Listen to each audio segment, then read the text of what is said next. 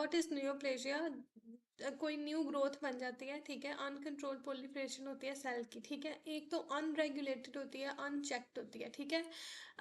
Normally क्या होता है, पॉप्टोसिस हो जाती है, वो रिमूव कर देती है डैमेज सेल को, या ट्यूमर सप्रेसर जीन्स होती हैं वो स्टॉप कर देती हैं, या फिर ग्रोथ सिग्नल्स होते हैं कुछ, वो इतने ज़्यादा आते ही नहीं है, ठीक है, वो भी कंट्रोल हो जाते हैं। अब इसमें इरिवर्सिबल ग्रोथ होती है, ठीक है। देखो, नॉर्मल कुछ चीज़ें होती हैं जिसमें ग्रोथ होती है लेकिन वो रिवर्सिबल हो जाता है, लेकिन अगर तो इरिवर्सिबल है तो इसका मतलब है नियोप्लेजिया। अब जैसे हाइपरप्लेजिया के अंदर एंडोमेट्रियल पॉलिफरेशन होती है एस्ट्रोजन से, या फिर मतलब एस्ट्रोजन आया, एंडोमेट्रियल हाई प्रोलिफरेशन हो गई, हाइपरप्लेजिया हो गया, या फिर लिवर जो है उसकी रीजनरेशन जो है वो होती है आफ्टर इंजरी। तो ये सारी चीज़ें जो है, अगर इसका मसला ख़त्म हो जाए तो ये नॉर्मल रिटर्न हो जाती है, लेकिन नियोप्लेजिया नहीं होता, ठीक है। एमसीयू आता है कि एक लार्ज है, हार्मोनल स्टिमुलेशन की वजह से एक इनलार्जमेंट बनी, एक टिश्यू बना, लेकिन हार्मोन नॉर्मल हो गया तो वो टिश्यू नॉर्मल हो गया तो वो हाइपरप्लेजिया होगा, नियोप्लेजिया नहीं होगा। तो बेसिकली हार्मोन या फिर ग्रोथ स्टिमुलस, ठीक है। लेकिन ग्रोथ स्टिमुलस के रिमूवल के बाद भी जो ठीक नहीं हो रहा वो नियोप्लेजिया है, ठीक है। वो मोस्ट इंपॉर्टेंट बातें क्या है कि सबसे पहले मोनोक्लोनल होता है। इसका मतलब है कि मोनोक्लोनल का मतलब है कि जैसे अब बॉडी के अंदर सेल्स होते हैं ना, तो वो डिफरेंट टाइप, हाइपरप्लेजिया हो गया फॉर एग्जांपल, तो उसके अंदर डिफरेंट टाइप ऑफ सेल्स एकदम सारे भरना शुरू हो जाते हैं, तो वो पॉलीक्लोनल होता है। लेकिन इसके अंदर एक ही तरह का स्पेसिफिक सेल होता है और वो किसी एक एबनॉर्मल इंसेस्टर होता है इसका एबनॉर्मल, ठीक है। अब ये प्रूफ कैसे करेंगे कि ट्यूमर जो मोनोक्लोनल है कि नहीं, ये बहुत इंपॉर्टेंट बात है। G6PD आइसो एंजाइम एनालिसिस इसको कहते हैं, G6PD आइसो एंजाइम एनालिसिस। होता क्या है कि एक्स क्रोमोसोम के ऊपर, और मतलब फॉर एग्जांपल एक फीमेल है उसमें XX है, मेल में XY है, ठीक है। तो अब फीमेल ले लो, जैसे XX है फॉर एग्जांपल, तो ये X जो है उसका एक मर्द से आया और एक बीवी से आया। अब फॉर एग्जांपल जैसे अलील्स की बात है ना, अलील A अलील B, तो इसमें कोई भी अलील हो सकती है, अलील A हो सकती है, अलील B हो सकती है, ठीक है। क्योंकि अब फॉर एग्जांपल एक मेल है उसके अंदर एक्स है, फॉर मतलब कि फीमेल है सॉरी, उसके अंदर XX है, ठीक है। उसके अंदर अलील A है, B है। अब मर्द है उसके पास XY है, उसके अंदर भी अलील X जो है वो अलील A है, Y अलील Y है, ठीक है। तो अब मदर से उसके पास कोई भी अलील आ सकती है, और ये तो सेक्स क्रोमोसोम हो गया ना, बाकी तो सारे XX ही होते हैं, ठीक है। तो वो कोई भी अलील आ सकती है, सही है। तो जो नॉर्मल सेल्स होंगे ना उसमें अलील A और अलील B दोनों होगी, G6PD A और B दोनों होगी, लेकिन जो ट्यूमर सेल्स होगा ना उसके अंदर अलील एक ही होगी, या A होगी या B होगी, एक ही अलील होगी, ठीक है। क्योंकि वो एक ही सेल होता है, वो नॉर्मल हो जाता है और उसकी वजह से वो फिर आगे बढ़ना शुरू हो जाता है। म्यूटेशन होती है ना, वो म्यूटेशन की वजह से होता है, तो वो म्यूटेशन एक आती है और वो फिर म्यूटेशन का पेयर तो नहीं ना होता कोई, तो वो आगे फिर बढ़ने लग जाती है। एक होता है लाइसोनाइजेशन, इसमें एक्स क्रोमोसोम की ना थोड़ी कोई इनएक्टिवेशन होती है, ठीक है। Normal cells, some cells activate maternal X, other active paternal X, ठीक है। फॉर एग्जांपल XX है, दोनों पे जीन सेम है, लेकिन कोई होते हैं जो कोई भी एक एक्स को वो, कोई भी एक अलील को वो एक्टिव कर सकते हैं, ठीक है। तो रेशो 1:2 1:1 होती है, लेकिन जो हमारा ये वाला होता है ना ट्यूमर सेल, इसमें एक ही अलील होती है, ठीक है। तो इसमें ये फिर रेशो नहीं आ रही होती। हाइपरप्लेजिया वर्सेस नियोप्लेजिया, इसमें यही है कि अगर फॉर एग्जांपल रेशो हमारी 1:1 आ रही है ना दोनों लील्स की, वो नॉर्मल है। अगर एक ही है तो वो फिर क्या होगा, उसमें 1:1 रेशो नहीं आएगी, एक आइसोफॉर्म एक ही होगा, ठीक है। तो एग्जाम्पल है कि ऐसे क्वेश्चन आएगा कि एनालिसिस में पता लगता है कि एक ट्यूमर सेल्स जो है ना वो एक्सप्रेस करता है सिर्फ G6PD आइसो एंजाइम, मतलब एक अलील को फॉर एग्जांपल ना। तो क्या फाइंडिंग है, इसका मतलब है कि मोनोक्लोनल है ट्यूमर, और एक म्यूटेटेड सेल की वजह से बना, क्योंकि एक सेल म्यूटेट हो गया, उसकी एलील्स ऐसी हो गई, ठीक है, तो नॉर्मल बॉडी का पैटर्न उसने फॉलो तो ना किया, ठीक है। अ, तो जो नॉर्मल सेल होएगा उसके अंदर मिक्स्ड एक्स एक्स इनएक्टिवेशन होगी, लाइक उसने कोई एक एक्स जो है वो किसी का एक्टिव किया होगा, कोई एक एक्स उसने किसी का एक्टिव किया होगा, ठीक है। लेकिन मतलब नॉर्मल नॉर्मल ऐसे होता है कि एक रेशो आ रही होती है, ठीक है। तो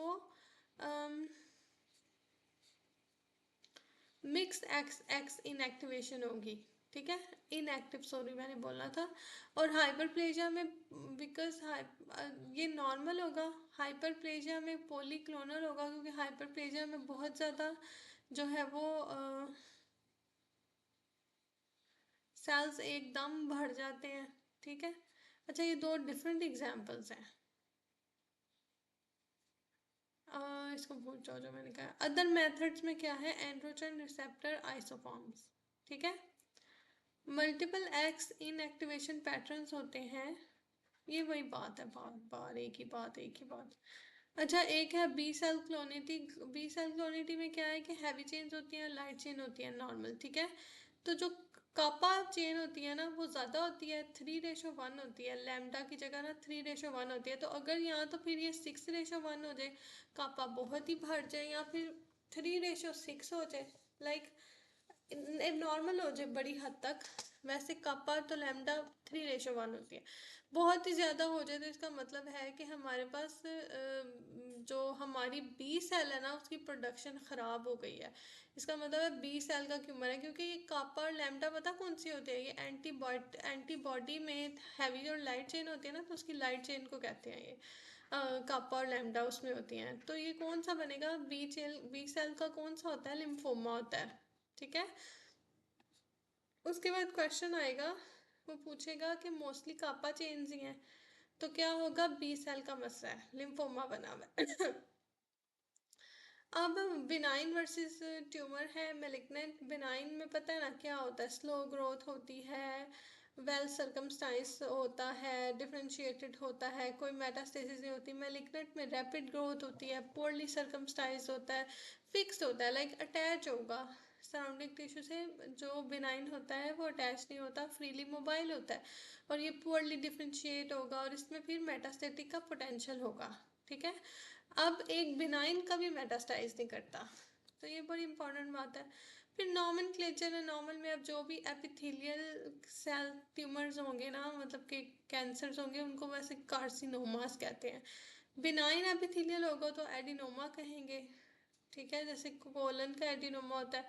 पेपिलोमा होगा फिंगर लाइन प्रोजेक्शन, तो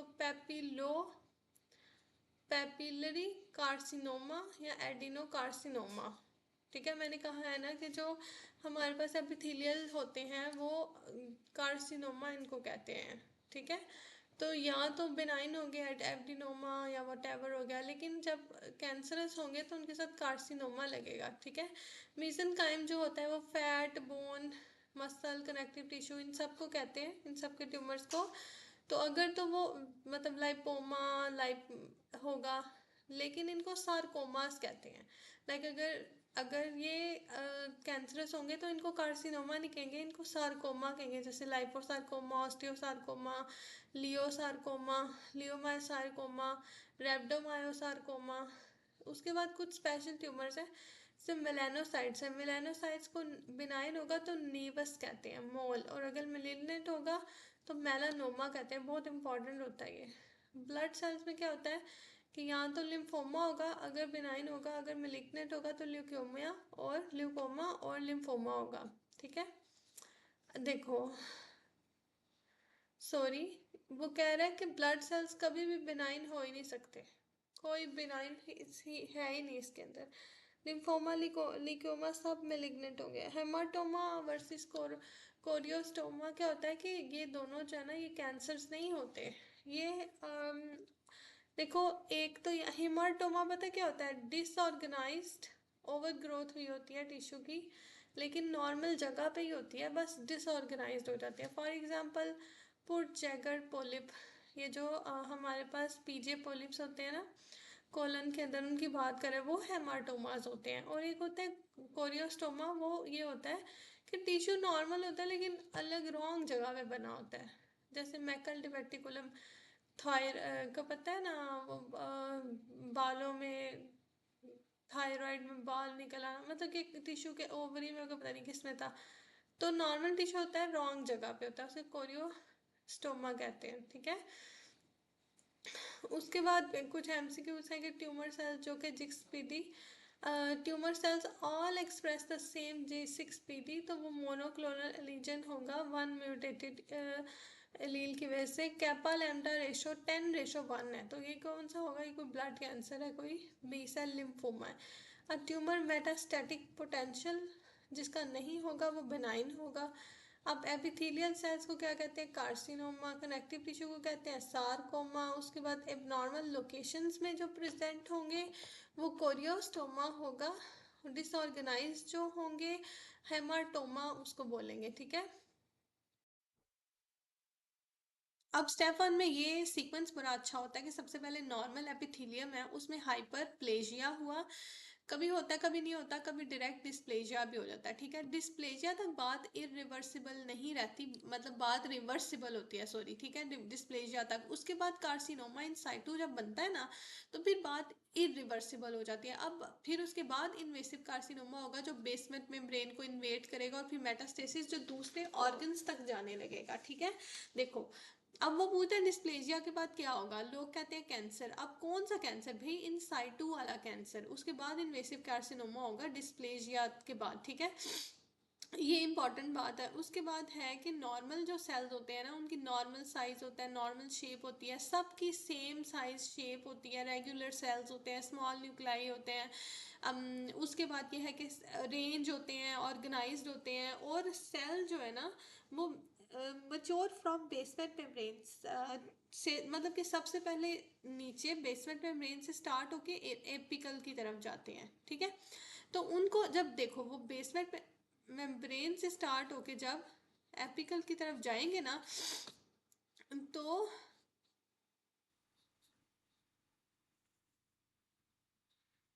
तो उनको कहेंगे एपिकल पोलैरिटी, ठीक है, जो बेसल से एपिकल की तरफ जाते हैं। और इस तरह ही होता है कि यार, मतलब कि ये ऑर्गेनाइज होते हैं, सबका मुंह ऊपर की तरफ एपिकल होता है, मतलब इस तरह ना अरेंजमेंट समझना मुश्किल ईजी हो जाता है कि अरेंज है वो सारे जो है ना इस तरह, एक बेसमेंट मेम्ब्रेन से ऊपर ऊपर ऊपर ऊपर सारे सेल्स जो नॉर्मल सेल्स होते हैं। लेकिन जो कार्सिनोमा होता है ना, उनकी कोई अरेंजमेंट नहीं होती, वो कोई सेल यहाँ से उग रहा है, कोई यहाँ से उग रहा है, कोई दरमियान से उग रहा है, वो बस अजीब से होते हैं, ठीक है। उसके बाद है कि अब उसने बायोप्सी के अंदर नॉर्मल नॉर्मल सारा कुछ देखा, तो क्या है, नॉर्मल एपिथेलियम। लेकिन अगर वो, अब जैसे डिस्प्लेजिया है, एबनॉर्मल ग्रोथ होती है, इसमें क्या होता है कि ये प्री कैंसरस लीजन होती है, इसमें क्या होता है कि मैस बन जाता है, ठीक है। सबसे पहले प्लियोमॉर्फिज्म, प्लियोमॉर्फिज्म का मतलब है कि मैनी शेप्स होती हैं। अब नॉर्मल एपिथेलियम क्या है, या तो फॉर एग्जांपल स्क्वेमस एपिथेलियम है, सब स्क्वेमस एपिथेलियम एक ही तरह के है, लेकिन इसमें साइज डिफरेंट साइजेस के, डिफरेंट शेप्स के होते हैं। नॉर्मली ऐसे फॉर एग्जांपल अगर है तो इसमें ऐसे होगा, ठीक है। हाँ, सारे सेल डिफरेंट डिफरेंट हैं, ठीक है। अच्छा, अब वो एक एग्जांपल है, क्वेश्चन ऐसे आते हैं कि अब एक सर्वाइकल बायोप्सी उसने की है, ठीक है, और उसमें प्लियोमॉर्फिज्म है। तो प्लियोमॉर्फिज्म क्या है, वो है डिस्प्लेजिया, ठीक है, कि इसका साइज और शेप डिफरेंट है, ये डिस्प्लेजिया में होता है। लॉस ऑफ पोलैरिटी जो कि हमने पहले पढ़ा कि एपिकल पोलैरिटी नहीं होती, इसके अंदर सेल में कोई ओरिएंटेशन नहीं होती, वो कोई डायरेक्शन नहीं होती, पता नहीं लगता सेल शुरू कहाँ से हो रहा है, सेल खत्म कहाँ से हो रहा है, सेल का ऊपर वाला पार्ट कौन सा, नीचे वाला, ऐसी डिसऑर्गेनाइज्ड होता है। इसको कहते हैं लॉस ऑफ पोलैरिटी। दूसरा, तीसरा है लॉस ऑफ ओरिएंटेशन भी इसको कहते हैं, ठीक है। तीसरा है न्यूक्लियर चेंजेस। नॉर्मली न्यूक्लियस छोटा सा होता है, लेकिन कैंसर सेल का बड़ा बड़ा न्यूक्लियस होता है, तो उसकी वजह से मसला क्या होता है कि एक न्यूक्लियर टू साइटोप्लाज्मिक रेशियो ज़्यादा हो जाती है, बढ़ जाती है, ठीक है। तो साइटोप्लाज्म छोटा रह जाता है, न्यूक्लियस बड़ा हो जाता है बहुत ज़्यादा, ठीक है। उसके बाद है, ये वैसे बहुत इंपॉर्टेंट है स्टेप 1 के लिहाज से, ठीक है। ये डिस्प्लेजिया या मैलिग्नेंसी दोनों में होता है। अब डिस्प्लेजिया में जो भी चेंजेस आएंगी ना वो मैलिग्नेंसी में फॉर श्योर होंगी। Dysplasia is like pre cancerous, उसमें चेंजेस शुरू हुई, उसके बाद मसला स्ट्रेस ख़त्म हुआ, वो दोबारा नॉर्मल पे आ गए। लाइक वो वाले सेल्स तो बदलेंगे नहीं, लेकिन दोबारा जो स्टेम सेल्स होंगे वो नॉर्मल हो जाएंगे, ठीक है। और इंक्रीज माइटोटिक एक्टिविटी, मतलब ग्रो फास्टर। अच्छा, अब डिस्प्लेजिया की वही जो मैं बता रही हूँ कि बार बार कि ये रिवर्सिबल है, ठीक है। अच्छा, अब सर्वाइकल डिस्प्लेजिया की एग्जांपल ले लेते हैं जो कि HPV की वजह से होती है, ठीक है। अगर आपने पैप्समियर किया, पैप्समियर में आपको बहुत ही फ़ायदा होता है कि आपका डिस्प्लेजिया डिटेक्ट हो जाता है, वो कार्सिनोमा तक जाती नहीं है बात आपका पैप्समियर के अंदर। और HPV जो है आपका, अगर आपने ट्रीट कर दिया तो डिस्प्लेजिया से वापस, ठीक है, डिस्प्लेजिया रिग्रेस कर देगा। अब एक स्मोकर है, उसने स्मोकिंग क्विट कर दिया है, तो उसका ब्रोंकियल डिस्प्लेजिया ठीक हो गया है। तो क्यों हुआ है? क्यों? क्योंकि उसमें रिवर्सिबल था। वो कह सकता है कि स्मोकिंग करता था, स्मोकिंग उसका ठीक हो गई, तो फिर वो कैंसर की तरफ नहीं जाएगा, ठीक है। लेकिन एक वक्त होता है ना, एक वक्त तक बंद करना होता है, नहीं तो उसके बाद अगर वो डिस्प्लेजिया से कैंसरस में कन्वर्ट होगी फिर इरिवर्सिबल है, ठीक है। अब यही उसने जो मैंने बताया है। फिर उसके बाद कार्सिनोमा इन साइटू, ये बहुत ही इंपॉर्टेंट बात है, और इसको इन इन इन्वेसिव कार्सिनोमा से पिक नहीं करना, ठीक है। कार्सिनोमा इन साइटू तब होता है जब सवियर डिस्प्लेजिया हो जाता है, इंटायर एपिथेलियल थिकनेस इन्वॉल्व होती है। अच्छा, अब जो जैसे डिस्प्लेजिया होता है ना, उसमें एक पार्ट ऑफ इथिलियम का भी इन्वॉल्व हो सकता है। जैसे सर्वाइकल में ऐसे होता है कि शुरू शुरू में CIN 1 2 3 इस तरह कर करके ना उनके वो होता है कि इतनी थिकनेस इन्वॉल्व हुई है, इतनी थिकनेस इन्वॉल्व हुई है। लेकिन कार्सिनोमा इन साइटू के अंदर होल थिकनेस, पूरी थिकनेस इन्वॉल्व हो जाएगी एपिथेलियम की। ये बहुत इंपॉर्टेंट बात है, ठीक है। लेकिन बेसमेंट मेम्ब्रेन इंटैक्ट रहेगी। बेसमेंट मेम्ब्रेन के आगे सारा बेड़ा गर्क हो गया, लेकिन बेसमेंट मेम्ब्रेन इसके, ये एक ही आप यही सब बात समझे कि एक लावा फंसा हुआ है एक बेसमेंट मेम्ब्रेन के अंदर, ठीक है। लेकिन अंदर सब तबाह हो चुका है, ठीक है। अच्छा, और ये मेलिग्नेंट लुकिंग होती है, ठीक है। अच्छा, अब मेलिग्नेंट है ये, लुक्स मेलिग्नेंट। उसके बाद है मेमोराइज, सिस हैज, मतलब किस, ठीक है। उसके बाद हमारे पास है कि हमारा जब बेसमेंट मेम्ब्रेन जो है वो इंटैक्ट ना रहे और उसको इन्वेड कर ले कार्सिनोमा, तो फिर वो इन्वेसिव बन जाता है। इन्वेसिव कार्सिनोमा मेटास्टेसिस नहीं होता, मेटास्टेसिस होता है डिफरेंट ऑर्गन्स तक वो चला जाएगा, ठीक है। उसके बाद है कि मेटास्टेसिस नेक्स्ट स्टेप है ना, तो मेटास्टेसिस पॉसिबल हो जाएगा आगे चलेंगे, ठीक है। उसके बाद है कि अब एक जो ट्यूमर है वो इन्वेड कैसे करता है, ठीक है। मतलब कि उसने अपनी बेसमेंट में ब्रेन को तोड़ के आगे कैसे जाना है। सबसे पहले है कि लूज अटैचमेंट, ठीक है। अब जो सेल्स होते हैं ना, वो एपिथेलियम, जो बेसमेंट में ब्रेन के सेल्स है ना, वो एक दूसरे के साथ ग्लूड है। वो जो ग्लू है ना, उसको कहते हैं ईकडहेरन, ठीक है। उसमें मसला हो जाता है, लॉस ऑफ ईकडहेरन हो जाती है, वो ग्लू लूज हो जाती है, लॉस हो जाती है, ठीक है। जिसकी वजह से सेल सेपरेट कर जाते हैं, और अब सेल के अंदर से जो कैंसर है ना, मतलब बेसमेंट मेम्ब्रेन की जो ग्रिप है वो ख़त्म हो गई, ठीक है। और सेल्स जो है ना वो epithelial cells, mutation in which molecule allow epithelial tumor cells to detach from each other, कि epithelial tumor cells जो है वो एक दूसरे से डिटैच कर जाएं। तो ये कौन सी म्यूटेशन होती है? तो वो ईकडहेरन में होती है, loss of contact inhibition and cell to cell adhesion. अब कॉन्टैक्ट इनहिबिशन मतलब कॉन्टैक्ट जो उनका हुआ है एपिथेलियल सेल्स का, और मतलब कि बेसमेंट मेम्ब्रेन और एपिथेलियम के सारे सेल ईकडहेरन से ही मिलके बने होते हैं, ठीक है। तो उनमें म्यूटेशन आएगी, तो ईकडहेरन में म्यूटेशन आएगी तो वो टूटेगा, ठीक है। और बेसमेंट मेम्ब्रेन डिस्ट्रॉय हो जाएगी आहिस्ता आहिस्ता। क्यों? क्योंकि बेसमेंट मेम्ब्रेन के अंदर जो है ना एक और कोलेजन होती है, कोलेजन 4, ठीक है। कैंसर के अंदर ना कैंसर सेल्स जो है ना वो कैंसर इस कोलेजन को भी डिस्ट्रॉय कर देता है। सबसे पहले क्या होता है कि बेसमेंट मेम्ब्रेन के जो कनेक्शंस हैं वो मतलब कि दरवाजे कमज़ोर हुए, और दरवाज़ों के आगे जो कुर्सियाँ पड़ी हुई थी ना जो होल्ड करके रख रही थी दरवाज़ों को, जो सपोर्ट सिस्टम था दरवाज़ों का था, वो था कोलेजन 4, वो भी डिस्ट्रॉय होगी अब मोटेलो अब कोलेजनेसिस के, ठीक है, हाइड्रोलेसिस से। और कौन सा, मेटालोप्रोटीन्स बहुत, प्रोटीनेसिस बहुत इंपॉर्टेंट है यहाँ पे, सबसे ज़्यादा इंपॉर्टेंट है ही मेटालोप्रोटीनेसिस है, वही कोलेजन तोड़ते हैं, ठीक है। और ये basically extra cellular, these are refer to enzyme that digest the extra cellular matrix. अब एक सेल है ना उसके बाहर जो, देखो जैसे दरवाज़ा है ना वो सेल है एपिथेलियल का, ठीक है, उसके इर्द गिर्द आप कुर्सियाँ रख दो या फिर कोई चीज़ सपोर्ट रख दो कि दरवाजे को बंद रखे, तो वो चीज़ें वो कोलेजन होगी जिसको मेटालोप्रोटीनेसिस डाइजेस्ट कर देंगी, ठीक है। उसके बाद ये बहुत इंपॉर्टेंट है, ये कोलेजनेसिस होती है, ये बहुत ही इंपॉर्टेंट है मेटालोप्रोटीनेसिस। अच्छा, अटैच टू द एक्स्ट्रा, अब सेल क्या करेगा, आप समझो कि जो ग्लू ख़त्म हुई उससे बाद आप एक इमेजिन करो कि सेल से ग्लू ख़त्म होगी, लेकिन सेल में फिर भी थोड़ी सी मतलब कि टेंडेंसी ज़रूर, ठीक है, सेल किसी और फिर चीज़ के साथ बाइंड कर जाएगा जब वो आपस में एक दूसरे के साथ सही बाइंड नहीं कर रहा। दिस इज़ लाइक बेवफाई, ठीक है, कि आपस में एक दूसरे के साथ वफा नहीं कर पा रहे तो दूसरों के साथ कर लो, ठीक है। तो वो दूसरी कौन सी प्रोटीन्स हैं, वो tumour bind extra cellular matrix, like अब दरवाजे से बाहर चले गए, ठीक है, ट्यूमर दरवाज़ा खोल के बाहर चला गया और बाहर जाके लेमिनिन और फाइब्रोनेक्टिन, इन प्रोटीन्स के साथ, ये बहुत इंपॉर्टेंट बात है, लेमिनिन लेमिनिन लेमिनिन और फाइब्रोनेक्टिन, इन दोनों के साथ जाके बाइंड कर गया, बिकॉज जो after destroying the basement membrane cell need something to crawl on, अब उनको भी तो कोई सहारा चाहिए, अपने अंदर से बेवफाई करके आए हैं, उनको कोई सहारा चाहिए, सपोर्ट चाहिए, टू क्रॉल ऑन, कि आप वो दूसरा मतलब आप किस पे रिलाई करें, ठीक है। उसके बाद क्या है कि स्टेप 1 में ये क्वेश्चन आता है कि cell has penetrated the basement membrane. अब कौन सी प्रोटीन्स है ड्यूरिंग माइग्रेशन जो जिनके साथ वो बाइंड करेंगे, तो लेमिनिन और फाइब्रोनेक्टिन है।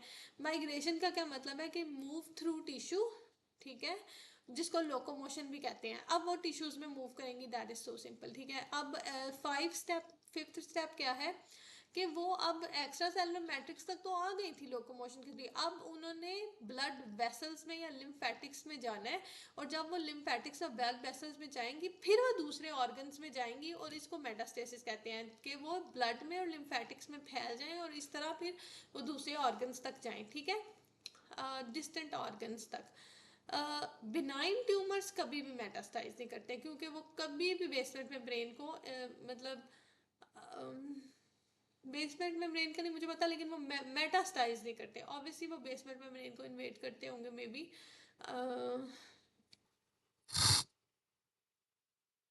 हाँ मैंने देख लिया, तो बेसमेंट मेम्ब्रेन को इन्वेट नहीं करते वो, क्योंकि जब इन्वेट करेंगे तो वो फिर कार्सिनोमा ही होगा, क्योंकि उसमें बिनाइन ट्यूमर्स में पोटेंशियल नहीं होता कि वो बेसमेंट मेम्ब्रेन को इन्वेट करें, ठीक है। इन्वेड हो गया तो कैंसर बन जाएगा, ठीक है। अब कौन से वो ट्यूमर्स हैं जो कि लिम्फेटिक्स के थ्रू फैलते हैं, एग्जांपल्स हैं, वो है कार्सिनोमास लिम्फेटिक्स के थ्रू फैलते हैं, और सार्कोमास ब्लड के थ्रू। कार्सिनोमा मैंने कौन सा बताया था, कार्सिनोमा वो थे जो एपिथेलियल ओरिजिन के होते हैं, वो लिम्फेटिक्स के थ्रू फैलेंगे, और जो सार्कोमास हैं जो कि हमारे स्मूथ मसल बोन और इस तरह की चीज़ें होती हैं उनको वो ब्लड के थ्रू फैलेंगे, ठीक है। Patient has colon adenocarcinoma, what is the route of metastasis, तो वो कार्सिनोमा है ना तो लिम्फ होगा, ठीक है, रीजनल लिम्फ नोड्स, ठीक है।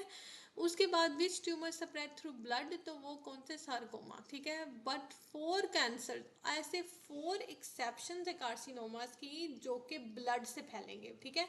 वो फॉलिक्यूलर कार्सिनोमा ऑफ थायराइड है, renal cell carcinoma, hepatic carcinoma और कोरियो कार्सिनोमा, बहुत इंपॉर्टेंट है, ठीक है। अब इसमें मेमोरी बस ये याद रखना है, फॉलिकुलर थायराइड, रीनल, कोरियो और हेपेटिक, ठीक है। अब इसमें हम ना मतलब मैं लिंक याद रख लेती हूँ, ऑल दो के लिंक सही नहीं है लेकिन मेमोराइज करने के लिए, कि जब रीनल, उसकी भी वेन पता है रीनल आर्टरी, और कितनी स्ट्रॉन्ग हमने ये चीज़ें पढ़ी हैं, रीनल आर्टरी और हेपेटिक भी ब्लड के साथ जो है वो कर रहा होता है, और जो कोरियो होता है प्लेसेंटा का कार्सिनोमा, वो भी पता है ना ब्लड के साथ जुड़ा होता है बच्चा, और ये वो सारा। उसके बाद वैसे कोरियो कार्सिनोमा प्लेसेंटा वाला नहीं होता, वो बाद में बताऊंगी। और फॉलिकुलर थायराइड कैंसर, बस ये याद कर लो, फॉलिकुलर रीनल, हेपेटोसेलुलर और कोरियोकार्सिनोमा। थायराइड, अच्छा वो ऐसे क्वेश्चन होता है कि थायराइड कैंसर है जो कि लिम्फेटिक से फैल रहा है, तो वो कौन सा है, ठीक है, तो वो है फॉलिकुलर कैंसर।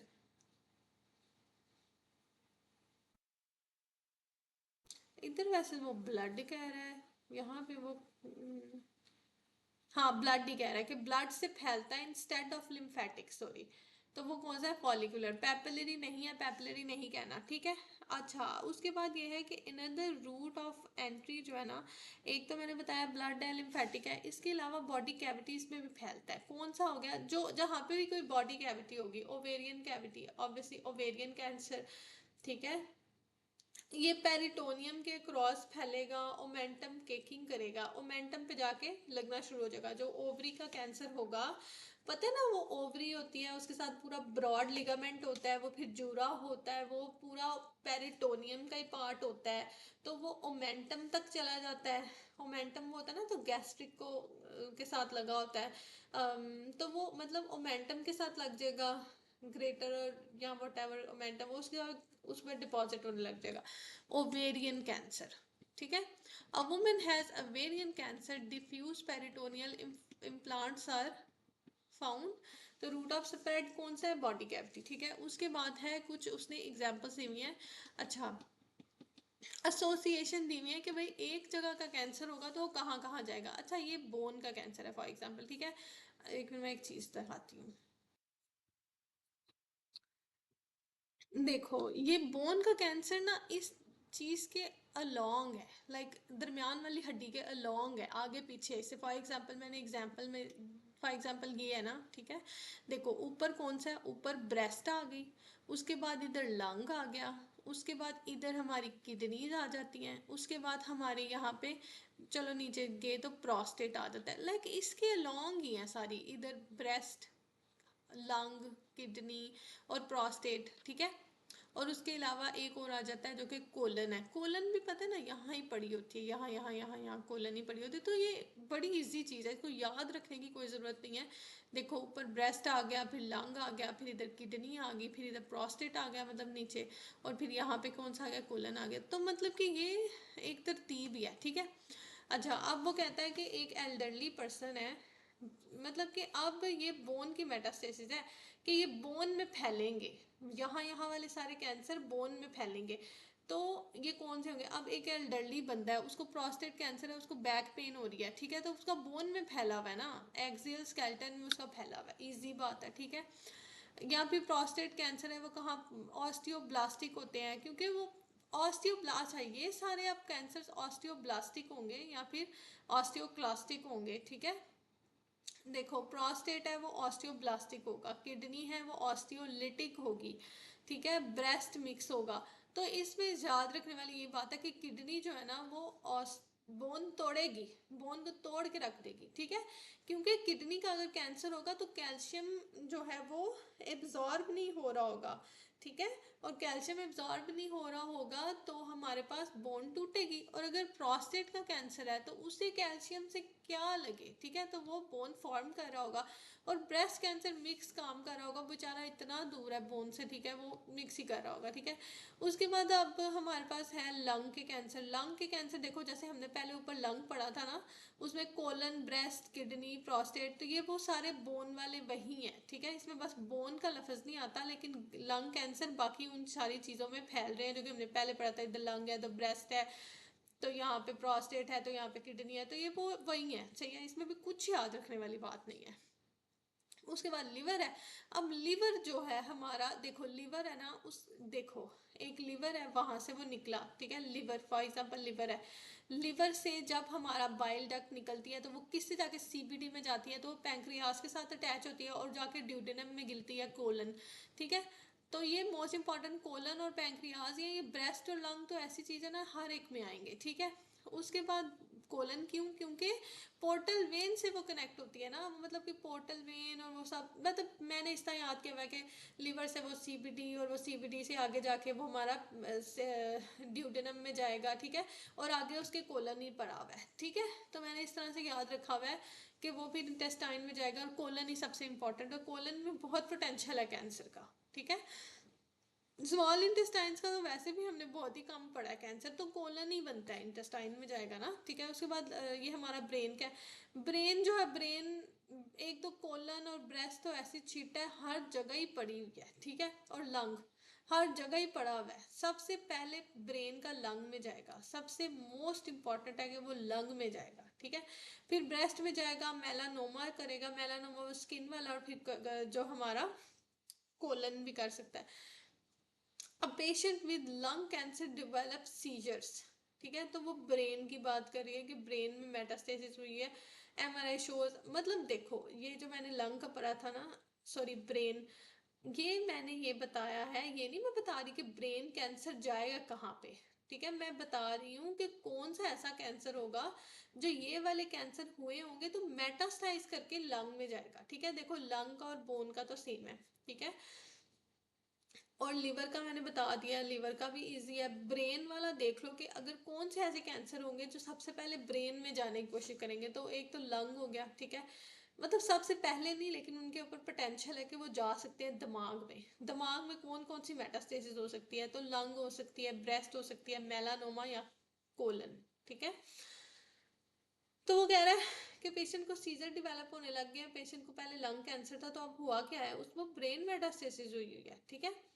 अच्छा, अब ये थोड़ी सी वही रिवीजन है। अच्छा, ये याद रखना कि कौन सी बेसमेंट मेम्ब्रेन को करती हैं, मेटालोप्रोटीनेसिस कहाँ जाती हैं, एक्स्ट्रासेलुलर कौन सी प्रोटीन के साथ जाके लगेगा, लेमिनिन और फाइब्रोनेक्टिन।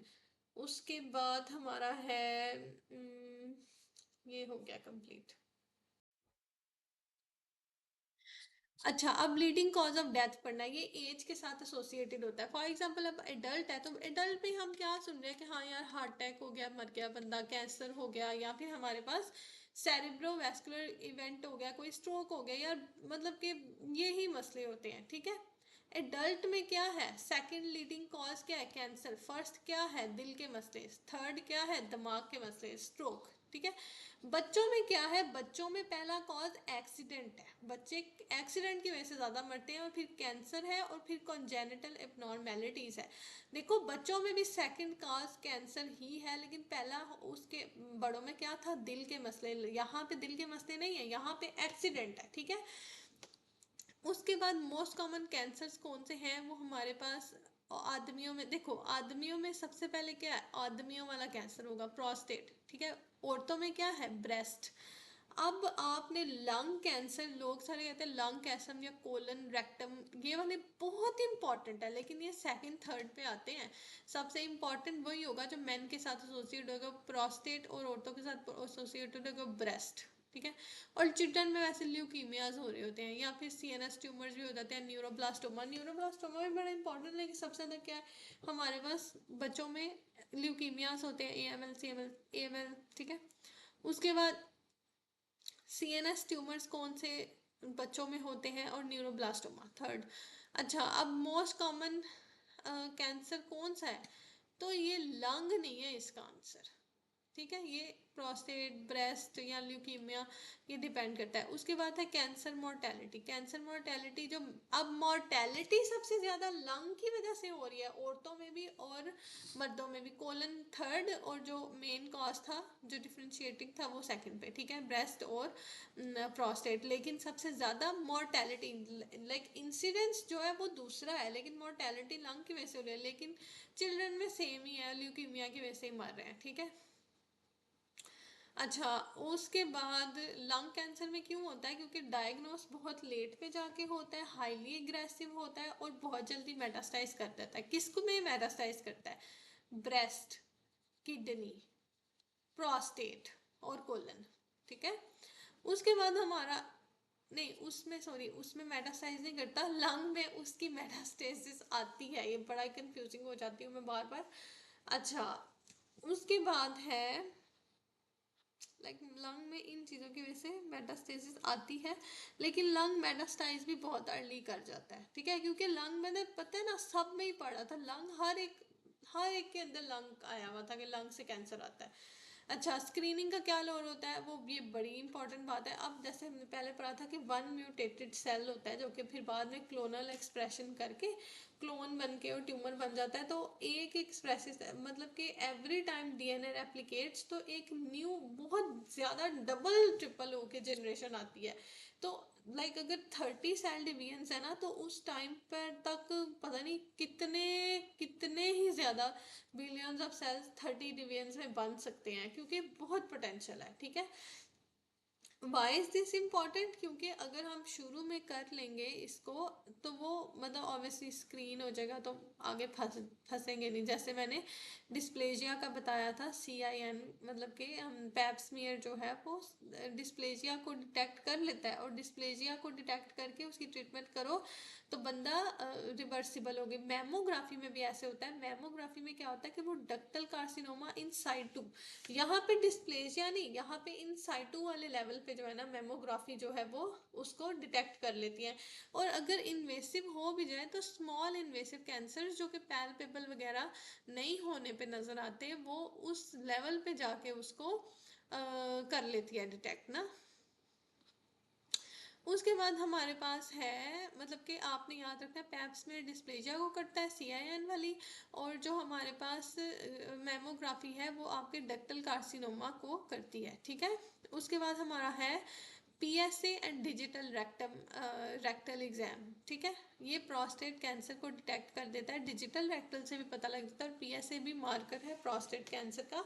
लेकिन ये लोकल ही होता है ना, अभी तो पता लग जाता है, लाइक अब इसमें कैंसर शुरू हो गया लेकिन अभी वो स्प्रेड नहीं करना शुरू हुआ ना, तो ये पता लग जाता है। लेकिन PSA alone is not diagnosis, you have to do biopsy, biopsy करनी ही पड़ती है, ठीक है। उसके बाद क्लोनोस्कोपी, क्लोनोस्कोपी तो बड़ी इंपॉर्टेंट है क्योंकि वो एडिनोमास को डिटेक्ट कर लेती है, ठीक है। और एडिनोमा ही कल को जो ना कैंसर बन जाता है, कोलोरेक्टल कार्सिनोमा, तो ये उस सीक्वेंस को बनने कोई नहीं देती है, एडिनोमा को डिटेक्ट कर देती है। कोलोनोस्कोपी बहुत प्रोटेक्टिव होती है क्योंकि एडिनोमा ही बाद में मेलिग्नेंट ट्रांसफॉर्मेशन करती है। अब कार्सिनोजेनेसिस है, कार्सिनोजेनेसिस का मतलब है formation of cancer. Why does the cancer begin, like क्यों कैंसर बनना ही क्यों है, DNA डैमेज हो जाता है स्टेम सेल्स के अंदर, ठीक है। स्टेम सेल बड़ी देर देर तक जिंदा रहते हैं, जितनी देर लंबे जिंदा रहते हैं उतने उनमें मसले होने के, प्रॉब्लम होने के खतरे होते हैं, और वो म्यूटेशंस एक्वायर कर लेते हैं, ठीक है। और इफ दे लाइक अगर वो म्यूटेशंस जो है वो फिर आगे हो गई तो आगे पास करी जाएंगे, ठीक है। अच्छा, अब जब DNA डैमेज होता है, ठीक है, DNA डैमेज होता है तो कोई म्यूटेशन बनती है, तो वो म्यूटेशन प्रोटेक्टिव कुछ चीज़ें होती हैं जो म्यूटेशन नहीं बनने देती हैं और उसको अगली जनरेशन तक नहीं जाने देती।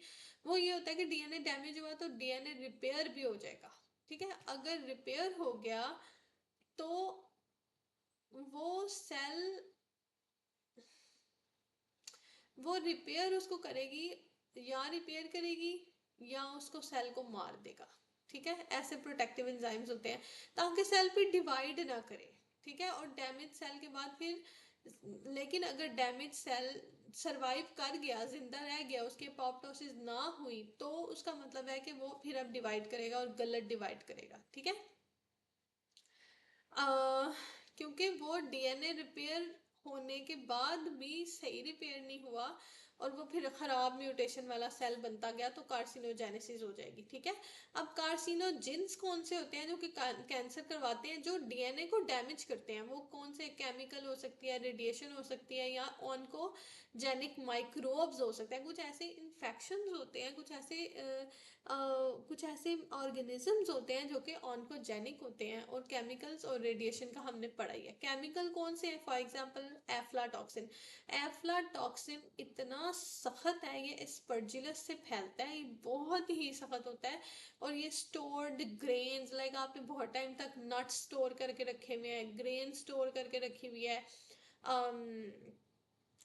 तो मतलब कि इसीलिए कहते हैं ना कि कभी भी आटा या फिर नट्स और ये जो इतनी चीज़ें इनको स्टोर करके बहुत लंबे टाइम तक नहीं रखना चाहिए, लालच की वजह से कि आप जोड़ के रख लोगे जब महंगा होगा तब मैं बेच लूँगा, नहीं भैया, स्पर्जिलस पैदा हो जाता है, ठीक है। उसके बाद है कि लिवर को टारगेट करते हैं, हेपेटोसेलुलर कार्सिनोमा होता है, ये एमसीक्यू कितनी दफ़ा है, बहुत इंपॉर्टेंट है। A farmer develops lung cancer after consuming mouldy grain, ठीक है, जो ग्रेन से होगा, आटे उट्टे से होगा, वो एफ्लाटॉक्सिन हो गया। उसके बाद ना कीमोथेरेपी के कुछ ड्रग्स होते हैं, एल्कलाइटिंग एजेंट्स, ठीक है, एल्कलेटिंग एजेंट्स जो होते हैं वो सेकेंडरी ल्यूकेमिया और लिम्फोमा करते हैं, ठीक है। अच्छा,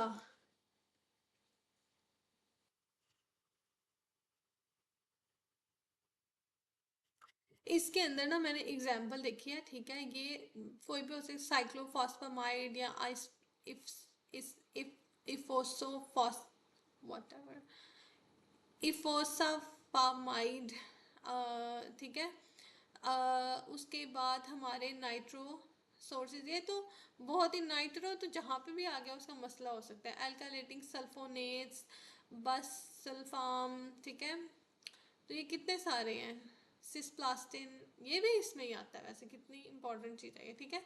तो ये जो सारी चीज़ें हैं ना, ये फिर कल को जाके हमारे कैंसर कर सकती हैं, ये अल्कालेटिंग एजेंट्स, ठीक है। उसके बाद है सिगरेट स्मोक, सिगरेट स्मोक में इतना गंदा ये होता है, ये भी मतलब इसमें भी केमिकल्स ऐसे होते हैं जो एरोमेटिक हाइड्रोकार्बन्स होते हैं। अब पॉलीसाइक्लिक एरोमेटिक हाइड्रोकार्बन्स तो हम बचपन से ही पढ़ते आ रहे हैं कि ये कैंसर करेगा, कैंसर करेगा।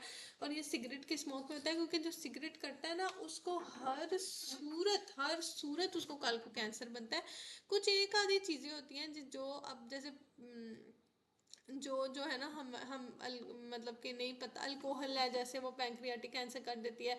लेकिन उसके अलावा बाकी सारे कैंसर, मोस्टली कैंसर जो है ना हमारे, वो इस सिगरेट स्मोकिंग की वजह से ही होते हैं, ठीक है। अब यहाँ फिर क्या हो गया, एरोमेटिक अमीन्स, अमीन्स ऐसे मैंने बताया, अमीन्स तो बहुत ही गंदे होते हैं ना, मतलब कि कहाँ क्या क्या हमने पढ़ लिया, हमने अभी तक पढ़ लिया एस्पर्जिलर, नहीं वो तो alkylating agents, aflatoxin, cigarette smoke, उसके बाद एरोमेटिक अमीन्स, नेफ्थालामीन और बेंजीडीन, ये तो नेफ्थालामीन और बेंजीडीन तो बहुत ही गंदे होते हैं। और ये किस में होते हैं, डाई इंडस्ट्री में या टेक्सटाइल वर्कर में। अब डाई और टेक्सटाइल जो ना एक ही बात है, ठीक है। और ये कौन सा कैंसर करते हैं, ये यूरोथीलियल कैंसर करते हैं, ब्लैडर का, ठीक है, transitional cell carcinoma of bladder.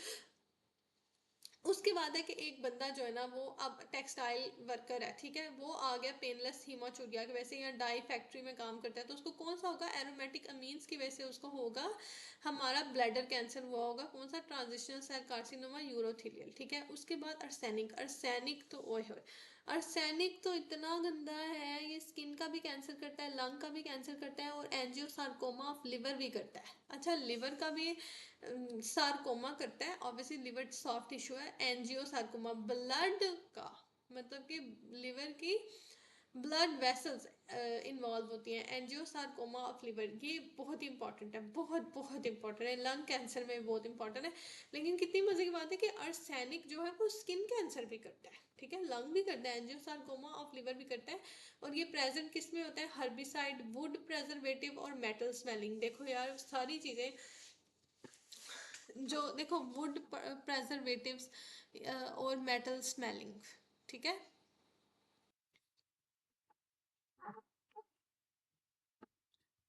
क्या है, मेटल,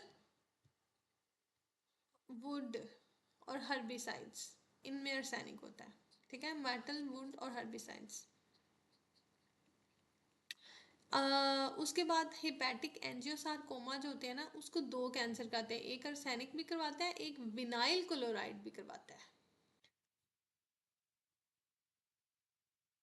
अच्छा, अब मैंने ऑक्यूपेशंस देखी हैं जो कि रिलेटेड है हमारा आर्सेनिक के साथ, तो metal smelling, would treatment, construction में भी होता है, और इलेक्ट्रॉनिक मैन्युफैक्चर वर्कर्स में भी होता है, जो कि फ्यूम्स या डस्ट जो है उसको कर लेते हैं। अच्छा, उसके बाद एक तो हो गया ना एंजियोसार्कोमा, जो कि हमारा आर्सेनिक की वजह से हो गया, दूसरा हमारा हो गया विनाइल क्लोराइड की वजह से भी होता है। और विनाइल क्लोराइड ना पाइप्स में होता है, पीवीसी प्लास्टिक पाइप्स होते हैं ना, तो वो जो लोग केमिकल प्लांट ऑपरेटर्स में काम करते हैं, PVC fabricators, rubber and plastic fire fighters में, और हैजर्डस वेस्ट एंड क्लीनअप, मतलब कि जो वेस्ट उठा रहे हैं वो भी प्लास्टिक से, उनका कितना एक्सपोजर होता है। इमरजेंसी क्लीनअप क्रूज भी, मतलब प्लास्टिक और fire fighters, plastic rubber fire fighters, ठीक है, इनके साथ एसोसिएट होता है विनाइल क्लोराइड, ठीक है।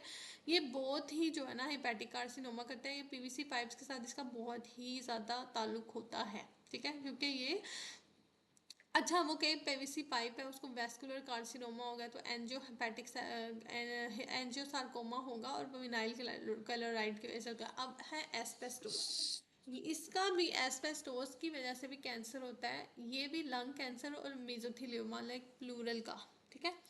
अब एस्बेस्टोस जो है वो ज़्यादातर मतलब ज़्यादातर एस्बेस्टोस है ना, तो उसमें पोटेंशियल है कि वो कौन सा कैंसर करेगा, वो लंग का कैंसर कर देगा। मीजोथेलियोमा वो इतना ज़्यादा नहीं करेगा, वो लंग कैंसर, पहले वो लंग कैंसर करेगा, उसके बाद वो सोचेगा तो मीजोथेलियोमा करेगा। लेकिन अगर मीजोथेलियोमा हो गया ना, तो कन्फर्म है कि एस्बेस्टोस की वजह से ही हुआ है, ठीक है, ये बड़ी इंपॉर्टेंट बात है।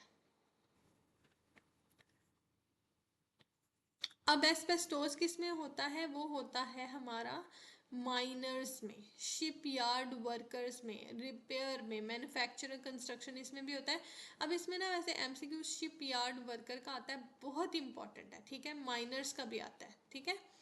अच्छा उसके बाद हमारे पास आ गया है हमारा मतलब अभी एस्बेस्टोस आ गया है तो कौन सा करेगा, लिवर लंग कैंसर करेगा। लेकिन अगर मेसोथेलियोमा हो गया तो वो किसकी वजह से हुआ है, एस्बेस्टोस की वजह से, ठीक है। तो अगर उसने पूछा एस्बेस्टोस से कौन सा कैंसर करवाया तो आपने कहना है लंग कैंसर। उसके बाद है नाइट्रोसामीन, नाइट्रोसामीन पता है हमें सबको, स्मोक के फूड्स में होती है, जापान में ज़्यादा होती है, गैस्ट्रिक एडिनोकार्सिनोमा करती है। अल्कोहल, अल्कोहल आपका सबसे पहले अल्कोहल आप पीते हो तो कहाँ से पीते हो, आप ओरोफेरिंक्स से पीते हो ना, मतलब कि मुंह से पीते हो, तो मुंह से कहाँ जाती है आगे, एसोफेगस में जाती है या ओरोफेरिंक्स में भी जा सकती है, ठीक है। तो यहाँ पे मतलब कि ओरल और इस तरह शुरू शुरू में ही कर दिया पीने के बाद, तो वो लंग का कैंसर। फिर उसके बाद क्या हुआ, पैंक्रियास, ये बड़े इंपॉर्टेंट है, और हिपैटोसेलुलर कार्सिनोमा, ये ज़्यादा इंपॉर्टेंट। लिवर, ऑब्वियसली लिवर का तो बेड़ा गर्क अल्कोहल करती ही है, सिटोसिस और ये वो सारा कुछ कर देती है, हेपेटाइटिस भी करवाती है, और पैंक्रियाज तो एसोसिएटेड है, ठीक है। उसके बाद ब्रेस्ट कैंसर भी होता है, ठीक है। उसके बाद है कि एक बंदा जो है वो सबसे पहले अल्कोहल भी पीता है और स्मोकिंग भी करता है, तो एसोफिगियल एसोफिगियल स्क्वेमस कार्सिनोमा सबसे ज़्यादा इंपॉर्टेंट है।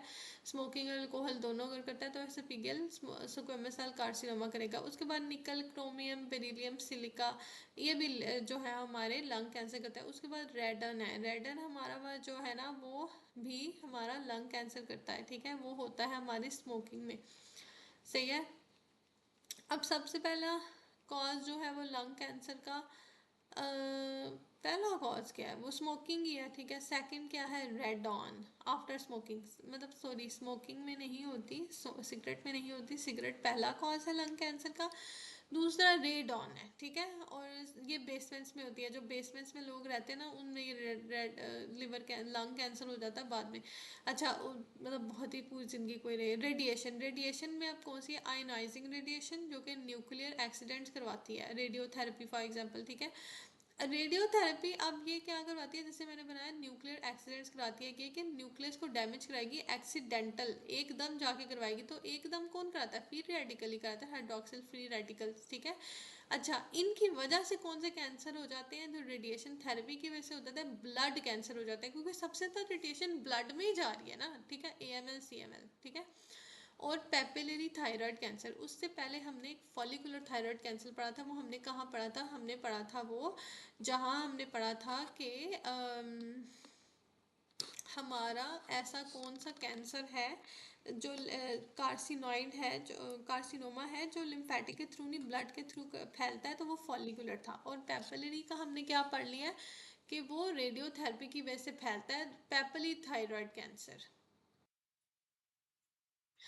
और मिडलरी कार्सिनोइड का भी हमने ना, थायराइड कैंसर का हमने पहले ऊपर कहीं पढ़ा था कि वो भी जो है ना हमारा कैल्सिटोनिन प्रोड्यूस कराता है, और पता नहीं अमाइलोइडोसिस करवाता था या क्या करवाता था, लेकिन मिडलरी कार्सिनोम का कैंसर जो है ना वो कैल्सिटोनिन प्रोड्यूस कराता था, ठीक है।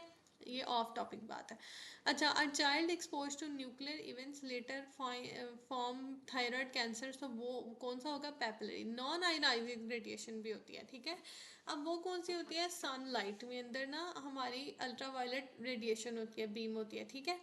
अब मैकेनिज्म क्या है कि पायरामाइडीन डाइमर्स, अब क्या होता है कि जो अल्ट्रावायलेट रेडिएशन होती है ना जो सनलाइट में होती है, वो पायरामाइडीन डाइमर्स बनाती है। नॉर्मली वो रिपेयर हो जाती है, ठीक है, न्यूक्लियर एक्ससीजन रिपेयर एंजाइम्स के थ्रू, ठीक है। पायरामिडीन डाइमर बनाया ना, पायरामिडीन को डाइमर की ज़रूरत नहीं है, वो अकेला ही काम करेगा, लेकिन उसके डाइमर बन गया तो एक्सीजन रिपेयर, लाइक उनको तोड़ देगा, न्यूक्लियोटाइड को तोड़ देगा। एक्सीजन रिपेयर एंजाइम्स होते हैं, लेकिन अगर उनको में मसला हो जाए ना तो जीरो डर्मा पिगमेंटोजा हो जाता है कि फिर वो सेल्स डैमेज होना शुरू हो जाते हैं, और जब डैमेज होंगे तो वो उनकी तय ही बन जाएगी, ठीक है, और वो ऐसे ड्राई हो जाएगी स्किन, और वो जो है ना वो स्किन के फिर कैंसर करेंगे, ठीक है, क्योंकि ज़्यादा एक्सपोजर जो होता है वो स्किन के साथ ही है ना सनलाइट का।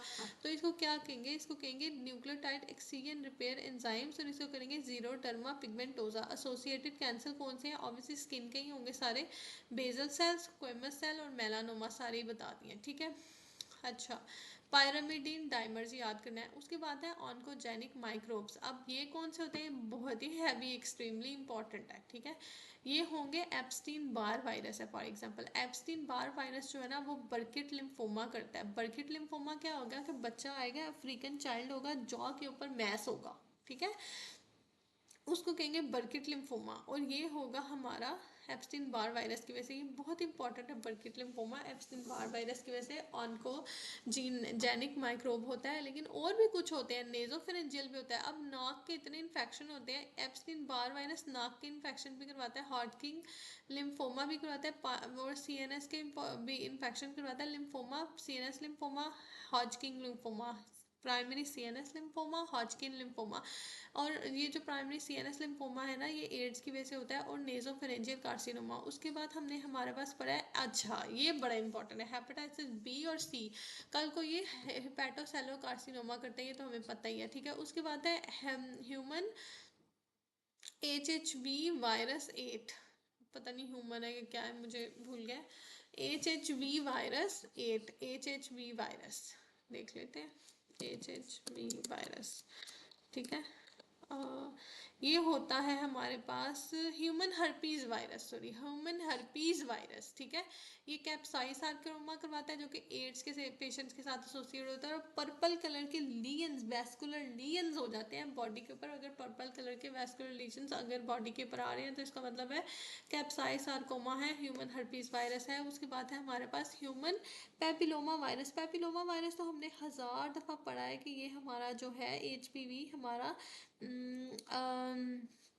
16 और 18 जो होती है ना वो मेलिग्नेंट होती हैं, 16 और 18 स्ट्रेन इसकी। ये सारे जो है ना वो सेक्सुअल ऑर्गन्स के साथ एसोसिएटेड रहता है, सर्विक्स, विजाइना, रिप्रोडक्टिव ऑर्गन्स के साथ, वल्वा, पीनस, एनस। अच्छा, एनस भी इसमें आती है, ठीक है। अच्छा, उसके बाद ना ओरो फेरिंग्स और हेड एंड नेक भी इसमें आती है। ये ज़रा ऑफ टॉपिक है कि मतलब कि ये रिप्रोडक्टिव ऑर्गन्स के साथ एनस और ओरोफेरिंग्स और हेड एंड नेक भी आती है, ठीक है। अच्छा, अब इसमें दो चीज़ होती हैं, एक तो इसकी दो स्ट्रेन्स होती हैं, एक होती है E6, एक होती है E7। E6 जो होती है ना वो P53 को इनहिबिट करती है, जो कि हमारी ट्यूमर सप्रेसर जीन होती है, अच्छी वाली जीन होती है, और एक RB को करती है, ये हम बाद में पढ़ेंगे, ठीक है। E7 जो होती है वो RB को करती है, और जो 6 होती है वो P53 को करती है, ठीक है। उसके बाद है हमारा ये HTLV1 वायरस, ही बताएं कौन सा वायरस है। HTL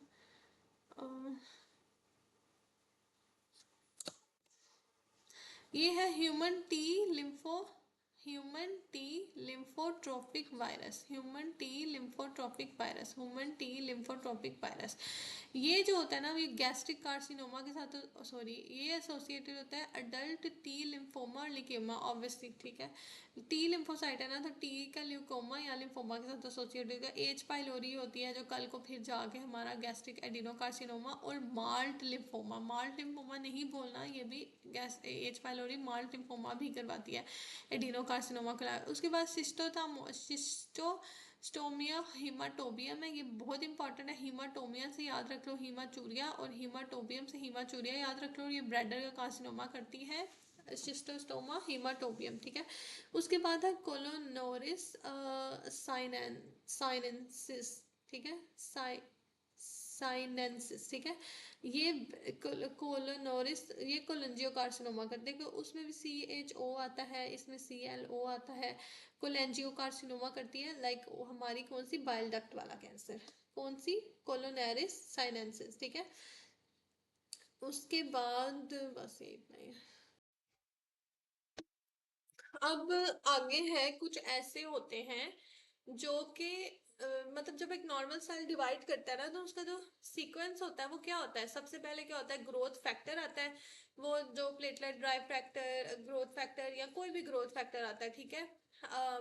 वो ग्रोथ फैक्टर जाके रिसेप्टर पे लगता है जो सेल पे होता है, वहां से आप सिग्नल आगे जाता है, और सिग्नल आगे न्यूक्लियस तक जाता है, उसको लेके न्यूक्लियस तक रास जाता है, और न्यूक्लियस के अंदर फिर MYC होता है, वो ट्रांसक्रिप्शन फैक्टर्स होती हैं, वो ट्रांसक्रिप्शन फैक्टर्स बनाती है साइक्लिन, साइक्लिन जाके एक्टिवेट करता है साइक्लिन डिपेंडेंट काइनेसिस को, वो आगे से जाके सेल डिवीजन करती है, सेल को G फेस से S फेस में डालती है, ठीक है। अब जो प्रोटो ऑन्कोजीन होते हैं ना, वो बुरे नहीं होते, वो ग्रोथ फैक्टर, मतलब कि वो ग्रोथ ही करवाते हैं, ठीक है, और नॉर्मल ग्रोथ के लिए वो जरूरी होते हैं, और इनमें ये सारे जो अभी हमने पढ़े हैं वो सारे आते हैं, रास MYC, ठीक है। ऑन्कोजीन वो होती है जो कि म्यूटेशन करवाती है, और म्यूटेशन के बाद जो है ना वो जीन ग्रोथ अनकंट्रोल हो जाती है, और उससे जो फिर कैंसर बनता है वो ऑन्कोजीन उसको कहते हैं। अब ये है कि इंक्रीज जो ग्रोथ होगी ना, ये मैं बाद में ये गेन ऑफ म्यूटे, मतलब कि इनको ये अपना पहले फंक्शन कर रहे हैं ना, इनका काम है ग्रोथ करना, ये गेन ऑफ म्यूटेशन कर लेते हैं कि बहुत ज्यादा अपना फंक्शन ज्यादा कर लेते हैं, तो गेन ऑफ म्यूटेशन, ठीक है, गेन ऑफ फंक्शन म्यूटेशन। और इसमें एक ही अलील की जरूरत होती है। अब हम दूसरा में इससे होता है ऑपोजिट में होता है लॉस ऑफ फंक्शन, वो ट्यूमर सप्रेसर जीन्स में होता है, उसकी बात नहीं कर रहे, उसमें एक अलील, उसमें पता नहीं कितनी अलील होती है, लेकिन उसमें मेरा ख्याल है दोनों अलील्स की जरूरत, हाँ उसमें दोनों अलील्स की जरूरत होती है, ठीक है।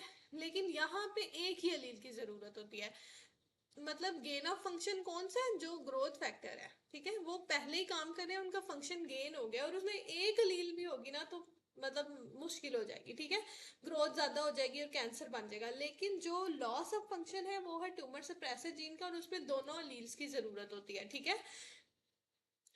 उसके बाद मतलब अगर एक अलील खराब हो जाएगी तो कोई टेंशन नहीं है, लेकिन दोनों अलील्स खराब होगी तो मसला होगा, ठीक है। अच्छा, उसके बाद हमारे पास है, अब एग्जांपल्स पढ़ लेते हैं, जैसे ग्रोथ फैक्टर है ना, ग्रोथ फैक्टर कौन सा है, platelet drive growth factor for example. अब कुछ ऐसे ट्यूमर्स होते हैं जो जिनको बाहर से ग्रोथ फैक्टर सिग्नल की जरूरत नहीं होती, वो अपना ग्रोथ फैक्टर खुद बना लेते हैं, उनको कोई टेंशन नहीं होती, वो अपना ग्रोथ फैक्टर जब उनको जरूरत होती है ना वो खुद ही बना लेते हैं, ठीक है। उसमें कौन सी एग्जांपल आती है, उसके अंदर आता है एस्ट्रोसाइटोमा। एस्ट्रोसाइटोमा ऐसा होता है जिसको अगर ग्रोथ फैक्टर दो ना दो कोई टेंशन नहीं, वो अपना खुद ही बनाता रहेगा, ठीक है, तो इसको कहते हैं ऑटोक्राइन स्टिमुलेशन। बड़ा इंपॉर्टेंट है, ऑटोक्राइन स्टिमुलेशन, खुद ही अपने आप को स्टिमुलेट किया करेगा, ठीक है। और कौन सा बनाता है, ये प्लेटलेट ड्राइव ग्रोथ फैक्टर बनाता है। उसके बाद है ग्रोथ रिसेप्टर।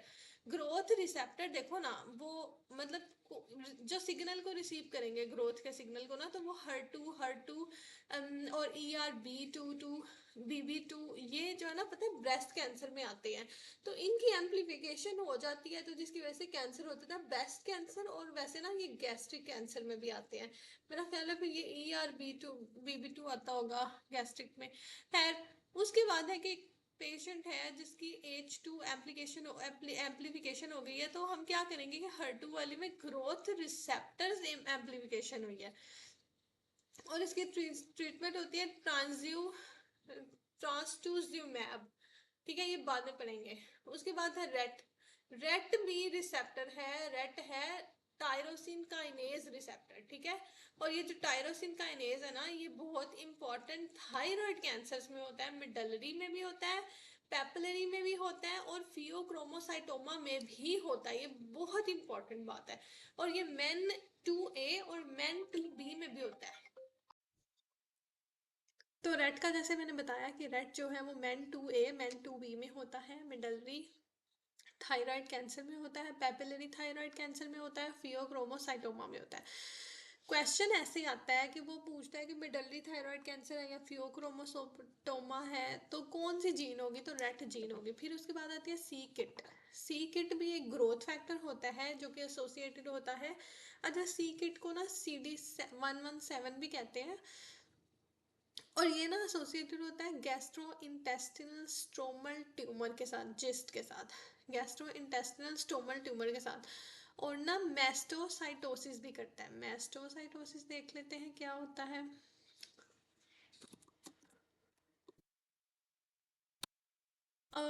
ये मैस्टोसाइटोसिस एक रियल कंडीशन है जहाँ पे बहुत ज़्यादा, अच्छा, बॉडी पे बहुत ज़्यादा ना मैस सेल्स बहुत ज़्यादा हो जाते हैं। और ये देखो, इसको डेरियर साइन कहते हैं, ठीक है, देखो कितनी रेडनेस हुई हुई है उसके ना। तो मैस्टोसाइटोसिस जो है ना वो किसके साथ एसोसिएटेड होगा, जिस्ट के साथ, जो कि सी किट के साथ है, ठीक है। अम्म उसके बाद हमारे पास है रास। रास मोस्ट इम्पॉर्टेंट होता है, ये बहुत ही केयरफुली देखना है कि ये मैंने बताया था ना कि सिग्नलिंग प्रोटीन करता है, ये मैसेज को कैरी करता है रिसेप्टर से न्यूक्लियस तक, ठीक है। तो ये एक किस्म का सेकंड मैसेंजर के तौर पे काम करता है, ठीक है।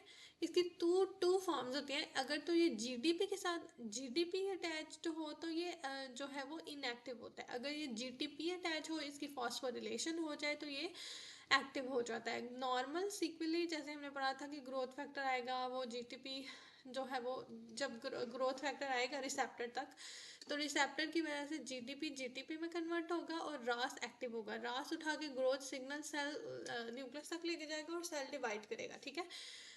उसके बाद है कि रास बंद कैसे होता है, अगर जीडीपी जो है ना उसमें कन्वर्ट हो जाए तो वो दोबारा इनएक्टिवेट हो जाता है।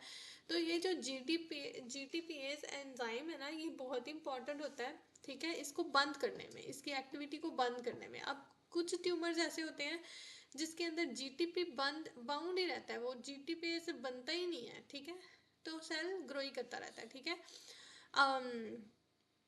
कोई म्यूटेशन ऐसी आ जाए जो कि रास को एक्टिव ही रखे, म्यूटेशन जो है ना वो इनहिबिट कर दे जीटीपीएस एक्टिविटी की, तो अनकंट्रोल ग्रोथ हो जाती है। और इसके साथ कौन कौन से एसोसिएटेड कैंसर्स हैं, pancreas, colon, lung, endometriosis, endometrial, melanoma और लिम्फोमा, ठीक है।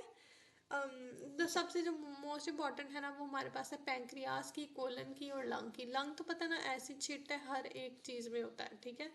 उसके बाद अब पैंक्रियास और कोलन है, ये उन दोनों में क्यों होगा, वैसे पता है ना, मैंने बताया था कि पैंक्रियास कोलन लिवर वाले के साथ एसोसिएटेड होती हैं, लेकिन ये मतलब कि अब इतनी इम्पॉर्टेंट है, ये सबसे मोस्ट इम्पॉर्टेंट वाले जो कैंसर है ना उसमें ही होगा। लंग हो गया, कोलन हो गया, पैंक्रियाज वैसे मोस्ट इम्पॉर्टेंट नहीं है, लेकिन पैंक्रियाज के साथ कितने सारे पैंक्रियाटिक कितने सारे पैरान्यूप्लास्टिक हैं, तो ये इस लिहाज से भी इम्पॉर्टेंट है, ठीक है। फिर एंडोमेट्रियल कैंसर, एंडोमेट्रियल कैंसर जो है ना वो बहुत ज़्यादा चीज़ों के साथ एसोसिएटेड नहीं होता, लेकिन वो रास के साथ एसोसिएटेड होता है। और फिर मेलानोमा और लिम्फोमा, ठीक है।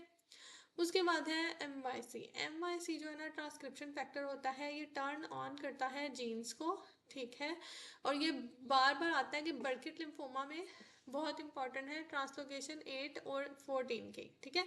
एक बच्चे के अफ्रीकन चाइल्ड होगा। अच्छा, MYC क्या करता है ना, IgG हैवी चेन प्रमोटर है, मतलब कि प्रोटीन बनाएगा, ठीक है। और प्रोटीन जब बहुत ज़्यादा मतलब कि एक देखो ना, starry starry sky appearance jaw पे ना ऐसी हो जाएगी, तो कौन सी डिसलोकेशन होगी, 8वीं और 14वीं, ठीक है। एक दफ़ा देख लेते हैं बर्किट लिम्फोमा।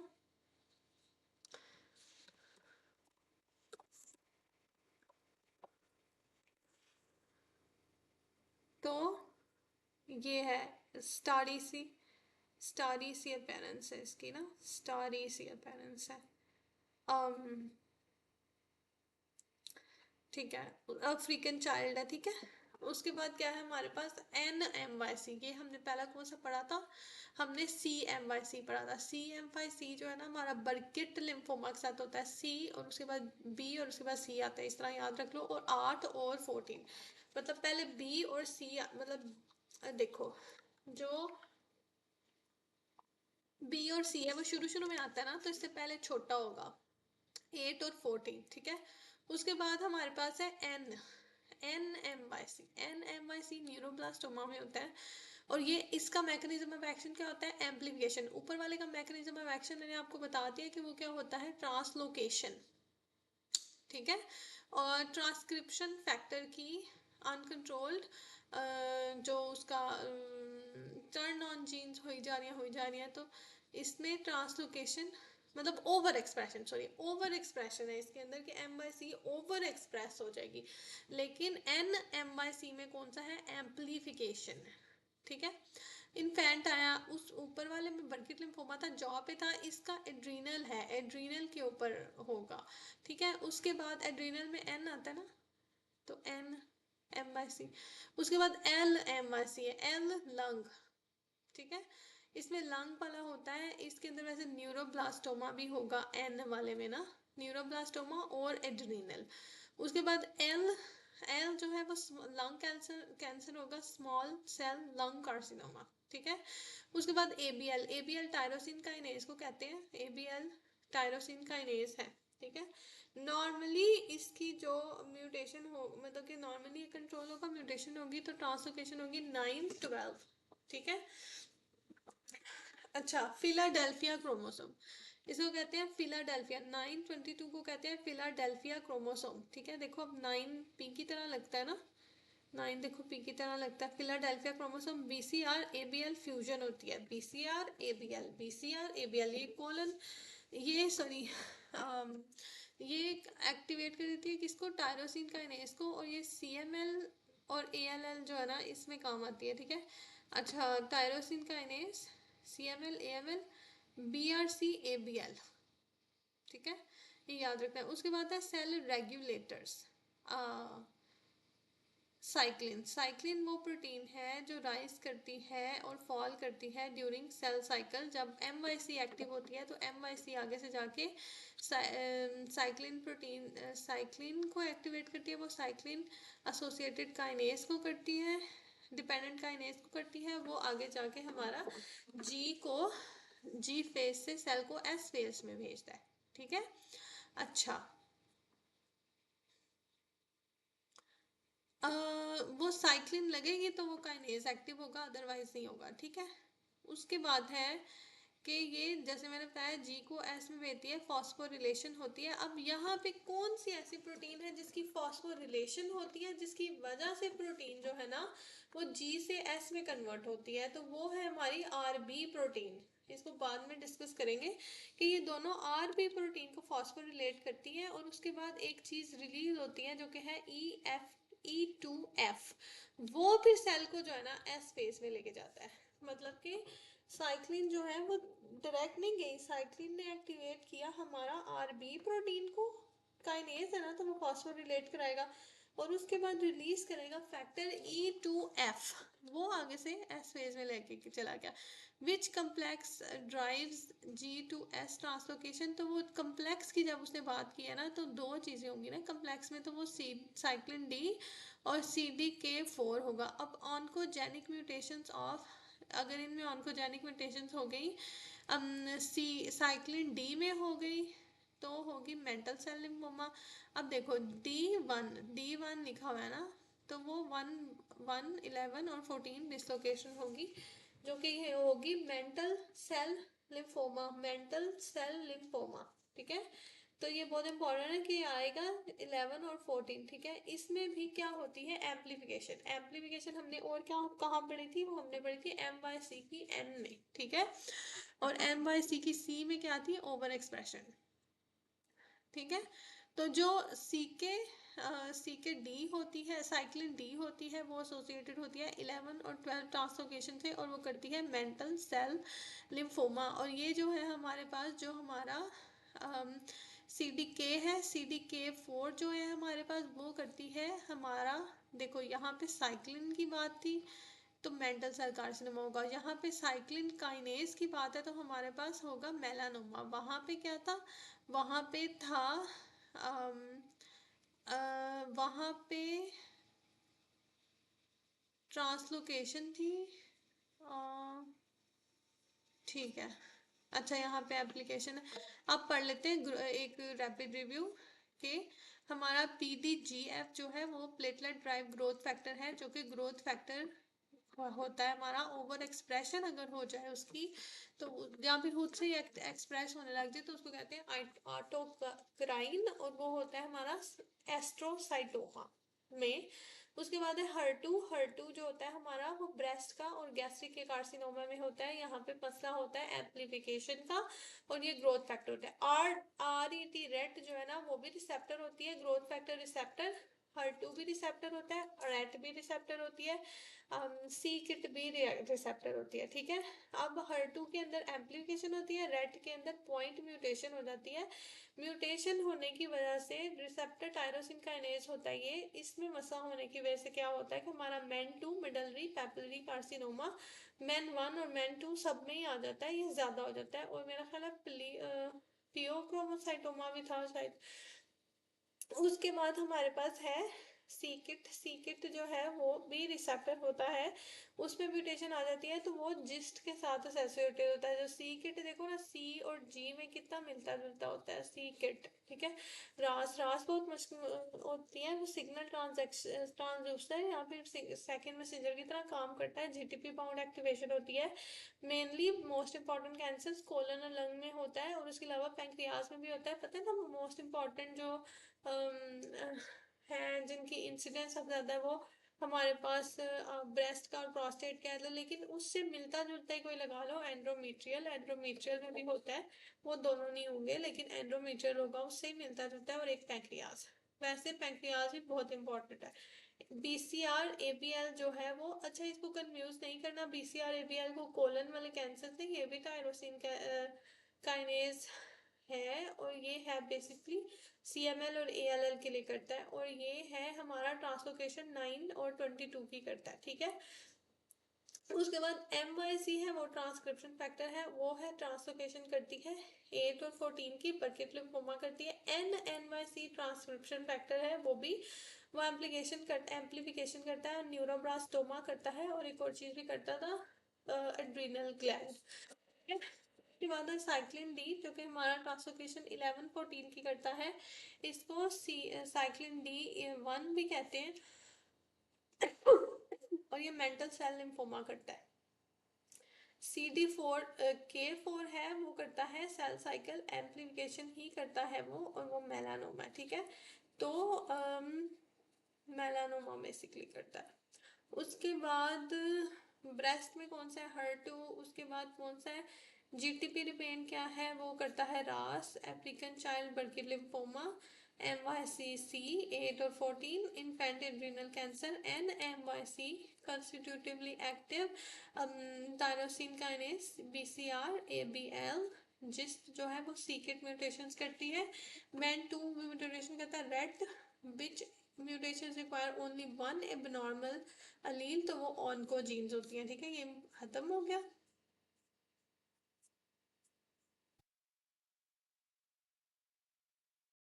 अब हमने हॉलमार्क्स ऑफ कैंसर पढ़ना है, ठीक है। सबसे पहले ये जिसका मैंने बताया कि कुछ ग्रोथ फैक्टर होते हैं जो हार्मोन्स या फैक्टर्स जो सेल को डिवीजन के अंदर हेल्प करते हैं, ठीक है। कुछ ऐसे होते हैं जिनको ट्यूमर्स, जिनको ग्रोथ फैक्टर की जरूरत नहीं होती, वो खुद ही अपना ग्रोथ फैक्टर बना देते हैं। जैसे एक ग्रोथ फैक्टर है प्लेटलेट ड्राइव ग्रोथ फैक्टर, वो बनता है, खुद से ही बन जाता है ब्रेन सेल्स में, ब्रेन सेल ट्यूमर्स में, जैसे एस्ट्रोसाइट्स में।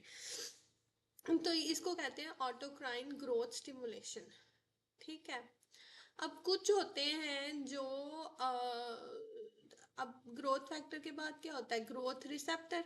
तो जो ये एग्जाम्पल दी हुई है उसने, HER2 या ERBB2 जो है वो हमारा ब्रेस्ट कैंसर, ये ERB HER2 ब्रेस्ट कैंसर कराता है, ERBB2 गैस्ट्रिक और ब्रेस्ट कैंसर कराता है, और ये वैसे एडिनो कार्सिनोमा लंग भी करवाता है। उसके बाद हमारा रास है। रास जो है वो, जो हमें पता है कि GTP बाउंड होता है, और वो जब उसके साथ लग जाता है GTP के पास फॉस्फेट, तो वो कंटिन्यू करता है ग्रोथ को। और इसके अंदर कौन सा एग्जाम्पल इसकी कौन सी है, रास की एग्जाम्पल है, हाँ, कोलोरेक्टल कैंसर। ठीक है। उसके बाद हमारे पास है ट्रांसक्रिप्शन MYC, जो कि हमारा बर्किट लिम्फोमा कराता है, सेल रेगुलेटर साइक्लिन्स इनकी ये साइक्लिन्स जो है वो आगे जाके हमारी E2F को करती हैं, और E2F जो है सेल को G फेज से S फेज में कन्वर्ट करता है, और जो RB होता है ना, वो E2F को हमारा इनहिबिट करता है ताकि S फेज में वो ना जाए। RB बहुत इंपॉर्टेंट है। ठीक है। RB के साथ कौन सा एसोसिएटेड होता है, फैक्टर होता है वो न्यूरो दो कैंसर्स होते हैं एसोसिएटेड, एक हो गया हमारा रेटिनोब्लास्टोमा और एक ऑस्टियोसार्कोमा। ये बड़ी इंपॉर्टेंट बात है क्योंकि ये MCQs आता है कि रेटिनोब्लास्टोमा है और साथ ना बोन का कैंसर है, तो कौन सा होगा, तो RB। ठीक है। उसके बाद ई के ढेरन का भी हमें पता है कि वो सेपरेट हुई और वो जाके आगे ECF पे लग गया, और फिर लेमिनिन और फाइब्रोनेक्टिन के साथ, और फिर वो आगे बढ़ गया। फिर इवेजन ऑफ अपोप्टोसिस का भी हमें पता है कि अपोप्टोसिस नहीं होती, उसके अंदर हमारा एक तो TP53 की म्यूटेशन होती है, कि असल में DNA थोड़ा सा डैमेज होता होता था, और TP53 वैसे डायरेक्ट करवाता है कि डायरेक्टली जो है ना वो हमारा कन्वर्ट ना हो G फेज S फेज में, और ये करवाता होता था B21 के थ्रू। लेकिन ना एक और चीज़ ये भी होती है कि ये ना हमारा अपोप्टोसिस को नहीं होने देता, क्योंकि DNA थोड़ा सा डैमेज भी हो जाए ना तो अपोप्टोसिस के थ्रू होती है।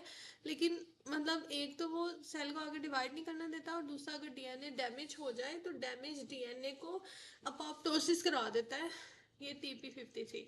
और दूसरा है BCL2 ओवर एक्सप्रेशन, क्योंकि BCL2 जो है हमारा वो क्या करता है कि वो साइटोक्रोम C रिलीज नहीं होने देता। देखो माइटोकॉन्ड्रिया की मेम्ब्रेन है ना, तो उसके इर्द गिर्द माइटोकॉन्ड्रिया की मेम्ब्रेन अगर टूटेगी ना तो उसमें से बैक्स साइटोक्रोम C निकलेगा, और फिर बैक्स प्रोटीन एक्टिवेट होंगे जो अपोप्टोसिस करवाएंगी। लेकिन वो BCL2 है ना, वो क्या करेगा कि माइटोकॉन्ड्रिया की मेम्ब्रेन को इतना स्टेबलाइज करा देगा कि वो फिर मतलब कि टूटेंगी नहीं। ठीक है। और इससे फॉलिकुलर लिम्फोमा होता है, बहुत ही इंपॉर्टेंट बात है ये। ठीक है। उसके बाद हमारी है कि टीलोमरेज वाली बात कि लिमिटलेस रेप्लिकेटिव पोटेंशियल, इतना ज़्यादा सेल डिवाइड करता जाएगा, क्योंकि नॉर्मली टीलोमर्स का क्या हिसाब होता है कि टीलोमर्स एक मतलब कि एक लिमिट होती है कि एक हर सेल डिवीजन के साथ सेल का कुछ पार्ट टूट जाता है, टीलोमर उसकी जो टेल होती है वो टूट जाती है, तो एक लेवल आता है जिसके ऊपर सेल अपोप्टोसिस हो जाती है। तो टीलोमरेज होता है ट्यूमर सेल्स के पास, तो उनको मसलसल टीलोमर्स ऐड करवाता जाता है, तो सेल इमॉर्टल हो जाते हैं। ठीक है। ये वैसे बड़ी इंपॉर्टेंट कहानी है। उसके बाद के सस्टेन एंजियोजेनेसिस रहती है, ट्यूमर सेल्स के पास अपने VEGF और FGF होते हैं, ये दोनों जो है वो अपना एंडोथेलियल ग्रोथ फैक्टर और फाइब्रोब्लास्ट ग्रोथ फैक्टर, ये दोनों जो है ना ये अपने पास इनके होते हैं, ये न्यू ब्लड वेसल्स बनाते जाते हैं। ठीक है। उसके बाद एंजियोजेनेसिस ट्यूमर की ग्रोथ और ब्लड, और उसको ब्लड का एक्सेस हो और उसकी मेटास्टेसिस के बहुत इंपॉर्टेंट है। ठीक है। अब ट्यूमर सेल्स के ऊपर जो है ना MHC क्लास 1 जो है वो नहीं होती। सही है। तो वो सेल क्या करते हैं कि CD8 T लिम्फोसाइट को नहीं मतलब एक्टिवेट कर पाते ट्यूमर सेल्स, जिसकी वजह से ट्यूमर सेल्स से भी वो साइटोटॉक्सिक T सेल वाला काम नहीं होता, क्योंकि ट्यूमर सेल्स ने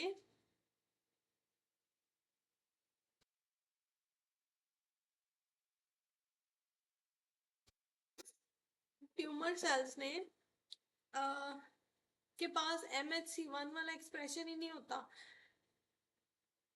और दूसरी एक और बात होती है कि वो इम्यूनो सप्रेसिव करते हैं, मतलब कि वो ऐसी ग्रोथ फैक्टर्स ऐसे बनाते हैं, जैसे हमारे पास हो गया TGF बीटा, ये ग्रोथ फैक्टर बनाते हैं जो कि हीलिंग में बेसिकली हो रहा होता है। तो बॉडी को यही लगता है कि TGF बीटा आ गया, इसका मतलब है सब ठीक है, तो वो इम्यून सप्रेस कर देता है। उसके बाद ट्यूमर सेल्स के ऊपर एक होता है PDN लाइगेंड, जो कि टी लिम्फोसाइट के PDI के साथ कनेक्ट कर जाता है, और जिस वजह से हमारे पास फिर इन वो इसके एक्ट करके ना इसके ऊपर, तो उसको टी लिम्फोसाइट को इनएक्टिव कर देता है, टी लिम्फोसाइट काम नहीं कर पाता। तो कुछ एंटीबॉडीज हैं जो कि पेम्ब्रोलिजुमैब हो गया या निवोलोजुमैब हो गया, ये दोनों जो है ना, ये दोनों हमारा जो टी लिम्फोसाइट के ऊपर PD1 होता है ना, उसको इनएक्टिव कर लेती हैं। और जो एटीजोलिजुमैब होता है ना, वो ट्यूमर सेल के ऊपर जो लाइगेंड होता है ना PDL1, उसको इनएक्टिव कर देती हैं, और इस तरह से फिर उसकी उनका बॉन्ड नहीं बनता और वो टी लिम्फोसाइट एक्टिव रहते हैं। वारबर्ग इफेक्ट क्या होता है कि नॉर्मली वो क्या करते हैं ना, ऑक्सीजन यूज करता है, लेकिन जब वारबर्ग इफेक्ट ट्यूमर हो जाता है ना, ट्यूमर को रैपिडली ग्रोइंग सेल होता है, तो वो एनारोबिक के लिए वेट, एरोबिक सर्कुलेशन पूरी उसके लिए वेट नहीं करता, तो वो ग्लाइकोलिसिस ही करी जाता है ताकि उसको जल्दी जल्दी जो है ना वो ग्लाइकोलिसिस से एनर्जी मिले और लिपिड प्रोटीन हमारे से जल्दी मिल जाए। क्योंकि जब लैक्टेट बनता है, तो जब पायरुवेट बनता है, तो पायरुवेट आगे जो है वो अमाइनो एसिड या लिपिड और न्यूक्लियोटाइड की भी सिंथेसिस में यूज हो जाता है ना, तो वो पायरुवेट से वो जल्दी जो है ना अपने काम कर लेता है, तो इसलिए वो एरोबिक रेस्पिरेशन ही नहीं करता, तो जिससे लैक्टेट इकट्ठा हो जाता है, और फिर वो जो पेन होती है लैक्टेट की वजह से। अच्छा, उसके बाद है ट्यूमर इन्वेजन। ये बात बड़ी इंपॉर्टेंट है कि नॉर्मली सेल एक दूसरे के एडहेयर होते हैं ईक डैरन के थ्रू। ईक डैरन जो अब लूज हो जाती है, तो सेल डिटैच कर जाते हैं, और अपना जो है वो जब जब वो डिटैच करें और फिर दोबारा एक दूसरे से टकराएंगे ना, तो वो सेल्स प्रोलिफरेट करेंगे। लेकिन जब वो आपस में एक दूसरे के साथ चिपके रहते हैं ना, तो उन चिपके रहने की वजह से वो आगे इनहिबिट रहती है उनकी ग्रोथ, इसको कहते हैं कॉन्टैक्ट इनहिबिशन। फिर सेल क्या करते हैं कि सेल बेसमेंट मेम्ब्रेन को खाते हैं, ठीक है, वो मेटालोप्रोटीनेसिस के थ्रू, ये बहुत इंपॉर्टेंट बात है। तो ये सारा और उसके बाद फिर वो माइग्रेट कर जाते हैं, उस माइग्रेशन को लोकोमोशन कहते हैं, और फिर उसके बाद वो आगे ब्लड वेसल्स वगैरह में चले जाते हैं, ठीक है। उसके बाद मेटास्टेसिस भी यही है कि ऐसे ऐसे करके जाते हैं।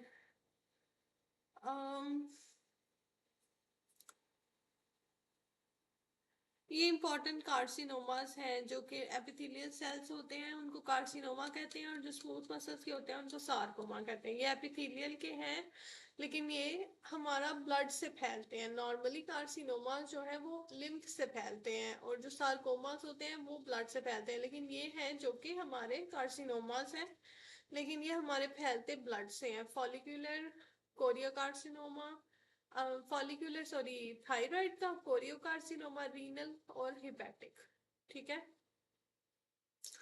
उसके बाद कुछ होते हैं जो बॉडी में बॉडी कैविटीज के थ्रू भी फैलते हैं, उनको कहते हैं ओवेरियन कार्सिनोमास, ठीक है। वो MCQ ऐसे आता है कि एक वुमेन है, उसकी एब्डोमिनल डिस्टेंशन हुई हुई है, और जब देखा तो पेरिटोनियल के ऊपर ना इम्प्लांट्स हुए हैं, तो वो कौन सा कैंसर होगा, वो ओवेरियन कैंसर होगा, क्योंकि वो बॉडी कैविटी से फैल के ओमेंटम पे लगी जा रहा है, इसीलिए डिस्टेंशन हो जा रही है। ट्रॉपिज्म का मतलब होता है अपनी जगह छोड़ के किसी और ऑर्गन में जाके फैलना। कुछ जैसे अब बोन है, बोन से उठ के दूसरे दूसरे ऑर्गन्स में जाके लगेंगे, और इस तरह करके मुझे बड़ा हो रहा है।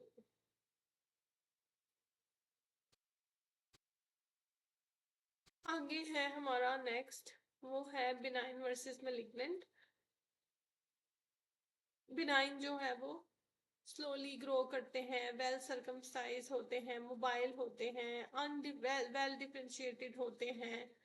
वही रिपीटेड बातें हैं।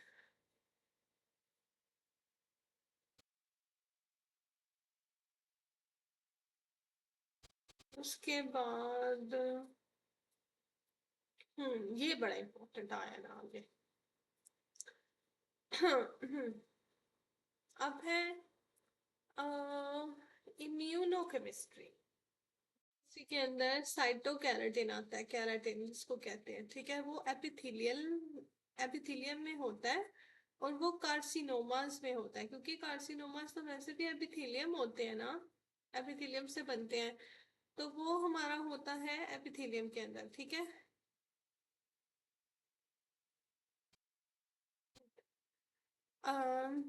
ऐसे आते हैं अननोन ट्यूमर जो साइटोकैराटिन से लाइक पॉजिटिवली स्टेन किया है, तो कौन से होंगे, एपिथेलियम हो गए या कार्सिनोमास। और जो मीजनकाइम वाले होते हैं उनको विमेंटिन से वो होते हैं। और उसकी एग्जांपल है फाइब्रोब्लास्ट और एंडोथेलियल, जो सारकोमास में बेसिकली होते हैं। डेस्पिन मसल का होता है। और एफ जी फैप जो है वो न्यूरल्जिया में होता है।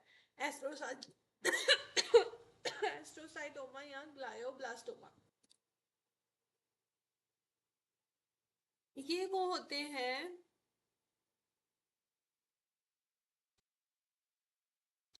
जो न्यूरल्जिया, मतलब दिमाग वाले, एस्ट्रो जी फैप, ठीक है। एस्ट्रोसाइटोमा और ग्लायोब्लास्टोमा, ग्लायोब्लास्टोमा। उसके बाद है न्यूरोफिलामेंट। न्यूरोफिलामेंट न्यूरोनल ट्यूमर्स में होते हैं। S100 ये मेलानोमा में होते हैं, लाइक शवानोमा या मेलानोमा में होते हैं। न्यूरल क्रैश सेल्स के साथ एसोसिएटेड होते हैं ये। अच्छा, मैंने ऐसे याद है कि न्यूरल क्रैश सेल्स माइग्रेट करते हैं ना, तो मैंने उनकी माइग्रेशन की स्पीड 100 रखी हुई है, इस तरह याद किया हुआ मैंने। PS से पता है किस में होते हैं, प्रोस्टेट में। ER एस्ट्रोजन ब्रेस्ट में होते हैं, थायरोग्लोबुलिन थायराइड में होते हैं, क्रोमोग्रेनिन स्मॉल लंग कार्सिनोमा में, कार्सिनॉइड। वैसे कार्सिनॉइड के साथ ये ना क्रोमोग्रेनिन बहुत इंपॉर्टेंट है, न्यूरो एंडोक्राइन होता है ना ये। स्मॉल सेल भी न्यूरो एंडोक्राइन होता है।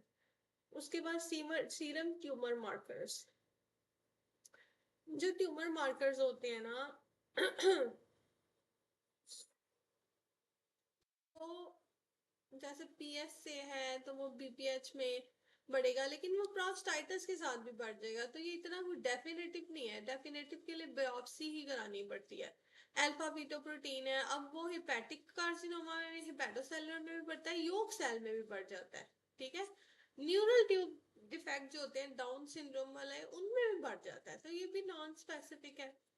उसके बाद बीटा HCG है, वो प्रेगनेंसी में भी बढ़ती है, वो कोरियोकार्सिनोमा में बढ़ती है, हाइडाटिड मोल में भी बढ़ती है, टेस्टिकुलर जर्म लाइन। हालांकि इवन टेस्टिकुलर है, लेकिन बीटा HCG भर रही है जर्म लाइन ट्यूमर्स में, क्योंकि पता है ना उसमें जर्म लाइन होती है, जर्म सेल्स होते हैं, तो वो फीमेल वाला पार्ट भी तो होता है ना। और ये सिंसिशियो टोपोप्लास्ट से बढ़ते हैं। अब ये है वो कोलोरेक्टर में बढ़ता है, लेकिन वो पैंक्रियासिस में भी बढ़ जाता है, ठीक है। C8125 ओवेरियन में बढ़ता है, 19 पैंक्रियाटिक में बढ़ता है। कैल्सिटोनिन ये बहुत ही इंपॉर्टेंट है कि मेडलरी थायराइड कैंसर में बनता है और मेन टू में भी बढ़ता है कैल्सिटोनिन।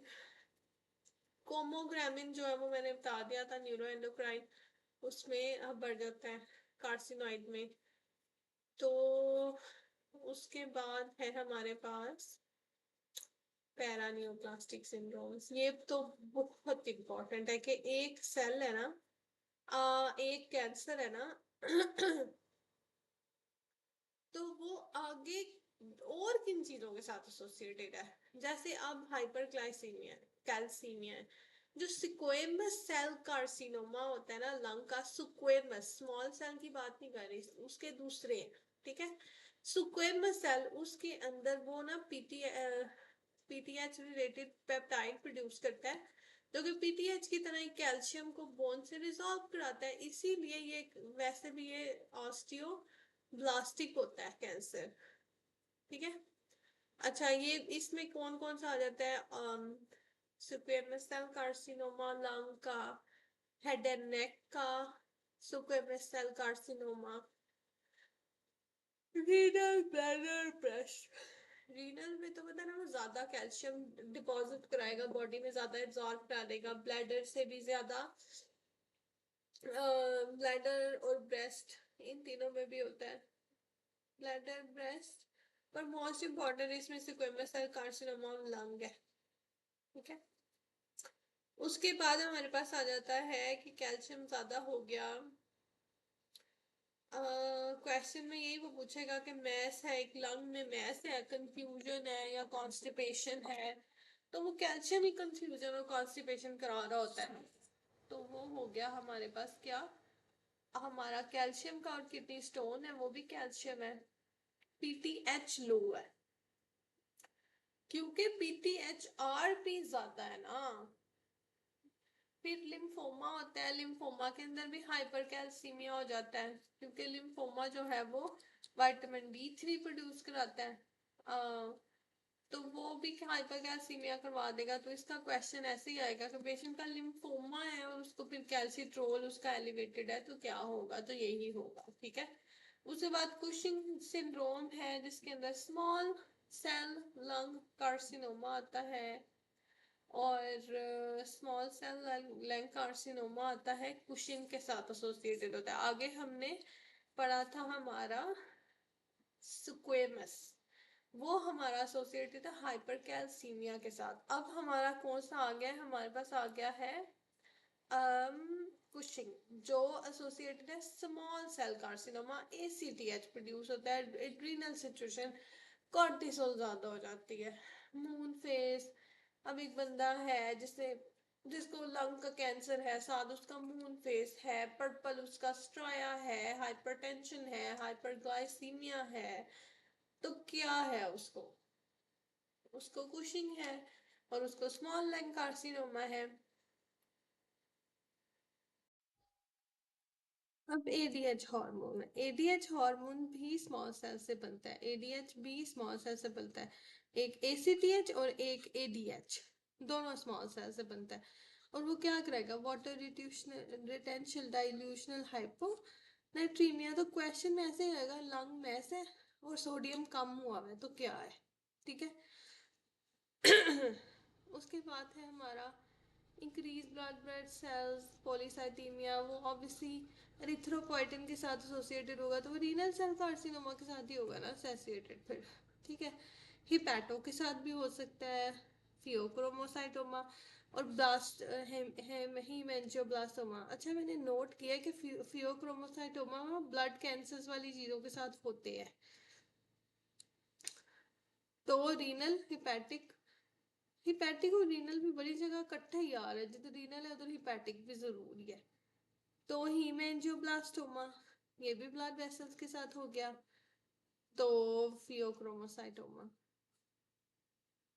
अब बंदे का हाई हीमेटोक्रिट है और उसको साथ जो है ना रीनल मैस है, तो क्या होगा, ईपीओ सिक्रीशन। फिर है ट्रोजियस सिंड्रोम, इसमें माइग्रेटरी थ्रोम्बोफ्लेबाइटिस होती है। ठीक है। रिपीटेड ब्लड क्लॉट्स बनते हैं, ये ट्रोजियस, पता नहीं क्या नाम है इसका, ट्रोजी सिंड्रोम। और ये पैंक्रियाटिक एडिनोकार्सिनोमा के साथ। अब पैंक्रियाटिक जो है ना, वो जरा उसका याद कर लो कि वो जरा हाइपर कोएगुलेबल स्टेट करता है। ठीक है। उसके बाद है हमारा नॉन बैक्टीरियल थ्रोम्बोटिक एंडोकार्डाइटिस, इसमें भी थ्रोम्बोटिक ही है ना एंडोकार्डाइटिस, इसमें भी एडिनोकार्सिनोमा पैंक्रियास का ही है। तो याद कर लो कि पैंक्रियास के ना कैंसर्स के अंदर थोड़ा सा क्लॉटिंग वाला हिसाब होगा। उसके बाद लैम्बर्ट ईटन मायस्थीनिया ग्रेविस है, ये बहुत इंपॉर्टेंट है, स्मॉल सेल कार्सिनोमा के साथ एसोसिएटेड होता है, इसमें भी कैल्शियम ही ज्यादा होता है, sorry calcium gated for presynaptic voltage channels के अगेंस्ट एंटीबॉडीज बन जाती है, तो कैल्शियम नहीं आता, तो कैल्शियम ने आगे एसिटाइल कोलिन रिलीज करानी होती है, तो एसिटाइल कोलिन रिलीज ही कोई नहीं होती, तो मसल वीकनेस हो जाती है। और वो इम्प्रूव भी, मतलब मसल को जितना यूज करोगे ना उतना मसल बेटर फील हो जाएगा, ठीक है। ये लैम्बर्ट ईटन है, माइसिनिया सिंड्रोम है, लेकिन ये माइसिनिया ग्रेविस नहीं है, लैम्बर्ट ईटन है ये, ठीक है। स्मॉल सेल कार्सिनोमा और pre synaptic calcium channel, acetylcholine लो। और जो मायसीनिया ग्रेविस होता है ना, उसमें मसला क्या होता है, इसमें भी मसल की, दोनों में मसल वीकनेस होती है, लेकिन ये थाइमोमा के साथ एसोसिएटेड है, वो स्मॉल सेल कार्सिनोमा के साथ था। और इसमें एंटीबायोटिक बनती है post synaptic acetyl choline receptor, like एक फॉर एग्जांपल ये साइनेप्स है ना, तो प्री साइनेप्टिक में होगा तो कैल्शियम चैनल में होगा कि एसिटाइल कोलिन निकले ही ना, तो लैम्बर्ट होगा। लेकिन ये पोस्ट साइनेप्टिक है कि रिसीव ही ना कर पाए वो, ठीक है। तो इसमें भी वीकनेस होगी। टोसिस और डिप्लोपिया इसमें बहुत इंपॉर्टेंट होता है। तो ये एंटी एसिटाइल कोलिन होती है, वो एंटी एसिटाइल कोलिन नहीं होती, वो एंटी कैल्शियम होती है, ठीक है। एंटी हू सिंड्रोम, ये स्मॉल सेल कार्सिनोमा इसमें होता है, इसमें भी स्मॉल सेल ही कार्सिनोमा होता है। और ये एनकेफ्लोमाइलाइटिस कराता है, एनकेफ्लोमाइलाइटिस। इम्यून अगेंस्ट दिमाग के मसले हो जाते हैं, लंग कैंसर, दिमाग के मसले हो गए तो कौन सा होगा, anti Hu syndrome. Paraneoplastic cerebellar degeneration, like ataxia, cerebellar का कहाँ काम होता है, बैलेंस और ये कोऑर्डिनेशन और ये सब कुछ। तो इसके साथ ये बड़ा इंपॉर्टेंट है, क्योंकि इसके साथ स्मॉल सेल कार्सिनोमा, देखो स्मॉल सेल कार्सिनोमा लंग हर जगह आ रहा है। और ब्रेस्ट, ओवेरियन और हॉजकिन लिम्फोमा। अब नॉन हॉजकिन हमने कहीं पे पढ़ा था, हमारा नॉन हॉजकिन था, वो एसोसिएटेड था हमारा बर्फ के साथ, सीरीन और threonine kinase gain of mutation होता, बर्फ बर्फ के साथ नॉन हॉजकिन था। और हॉजकिन हमने कहाँ पे पढ़ा, पैरान्यूप्लास्टिक दिमाग की सेरिबेलर डीजेनरेशन, ठीक है। और स्मॉल सेल कार्सिनोमा वेरियन। और अब देखो एंटी यो जो है वो ब्रेस्ट गायनेकोलॉजिकल है, एंटी हु जो है स्मॉल सेल है, एंटी टी आर जो है वो हॉजकिन लिम्फोमा है, non Hodgkin lymphoma, sorry Hodgkin lymphoma. तो ये इसने इसकी डिवीजन की हुई है, याद कर लो। एंटी यो जो होंगी गायनेकोलॉजिकल ब्रेस्ट ओवेरियन, एंटी हो जो होंगी HOHU हो small cell carcinoma, anti T R होंगी तो वो होगा Hodgkin lymphoma. Anti NDMA NMBA receptor encephalitis, वो ओवेरियन टेराटोमा के साथ एसोसिएटेड होती है। और NDMA रिसेप्टर्स के अगेंस्ट बनती है, और साइकेट्रिक प्रॉब्लम्स और मेमोरी प्रॉब्लम, सीजर और एबनॉर्मल मूवमेंट, ये चीजें आएंगी। मतलब साइकेट्रिक प्रॉब्लम और मेमोरी प्रॉब्लम, सीजर और मूवमेंट प्रॉब्लम। उसके बाद ऑप्सोक्लोनस और मायोक्लोनस है, कि मतलब कि दिमाग के अंदर वैसे डांसिंग आईज है और डांसिंग फेस है। मायोक्लोनस बॉडी का, मायोक्लोनस ऑप्सोक्लोनस आंख का, डांसिंग आई dancing feet, rapid eye movement, jerky muscle movement. और ये एसोसिएट किसके साथ है, हमारा न्यूरोब्लास्टोमा और स्मॉल सेल कैंसर, ठीक है। न्यूरोब्लास्टोमा लगा लो, इसके साथ एसोसिएटेड है। बाकी हमने NDMA कहा था, ओवेरियन टेराटोमा। उसके बाद क्यूटेनियस है, अकंथोसिस नाइग्रिकेंस, वो नेक पे और एक्जिला पे कालक मल जाती है, वो गैस्ट्रिक कैंसर के साथ एसोसिएटेड होता है। और मैकेनिज्म एक्शन उसका क्या है, ग्रोथ फैक्टर बहुत ज्यादा प्रोड्यूस हो जाता है, ठीक है। ये याद कर लो, बहुत ज्यादा प्रोड्यूस हो गया तो डिपॉजिट हो गया गर्दन पे, ठीक है। Gastric cancer. उसके बाद है लेसर ट्रेलर्ट साइन, ये मल्टीपल सपोरिक कैराटोसिस हो जाता है इसके अंदर, एडिनोकार्सिनोमा के साथ एसोसिएटेड होता है। सेबोरिक मतलब एक काला सा ना, मतलब ये देखो एक काला सा ना,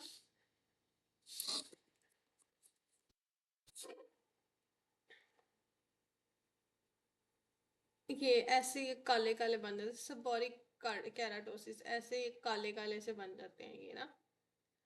और ये वैसे इधर जूम नहीं हुआ हुआ, ये ऐसे जैसे,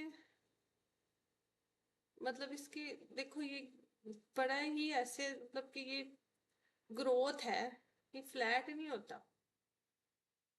तो ये किसके साथ बन जाता है हमारा, ये बन जाता है हमारा जीआई के कैंसर के साथ। जीआई कैंसर के साथ बहुत सारी रैशेज एसोसिएटेड है, जैसे अब ये जो उसके बाद भी है ये हमारा ये गोट्रोन पेप्यूज और ये ऐसे जो है ना ये डर्मेटोमायोलाइसिस, ये ना इसके अंदर ना ये भी रेज होते हैं, दाने दाने दाने दाने से बन जाते हैं, और ये ओवेरियन के साथ एसोसिएटेड होता है।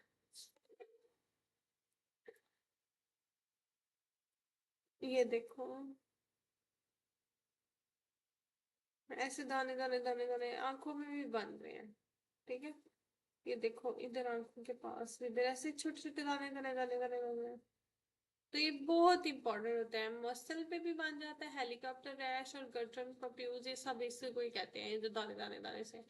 ये ओवेरियन के साथ है हाइपरट्रोफी, ऑस्टियोट्रोफी। इसमें क्या होता है कि हमारा जॉइंट पेन और जॉइंट बोन चेंजेस और इस तरह की हो जाती है, ये भी लंग कैंसर के साथ एसोसिएटेड होता है, एडिनोकार्सिनोमा के साथ, और इसमें क्लबिंग भी होती है, ठीक है।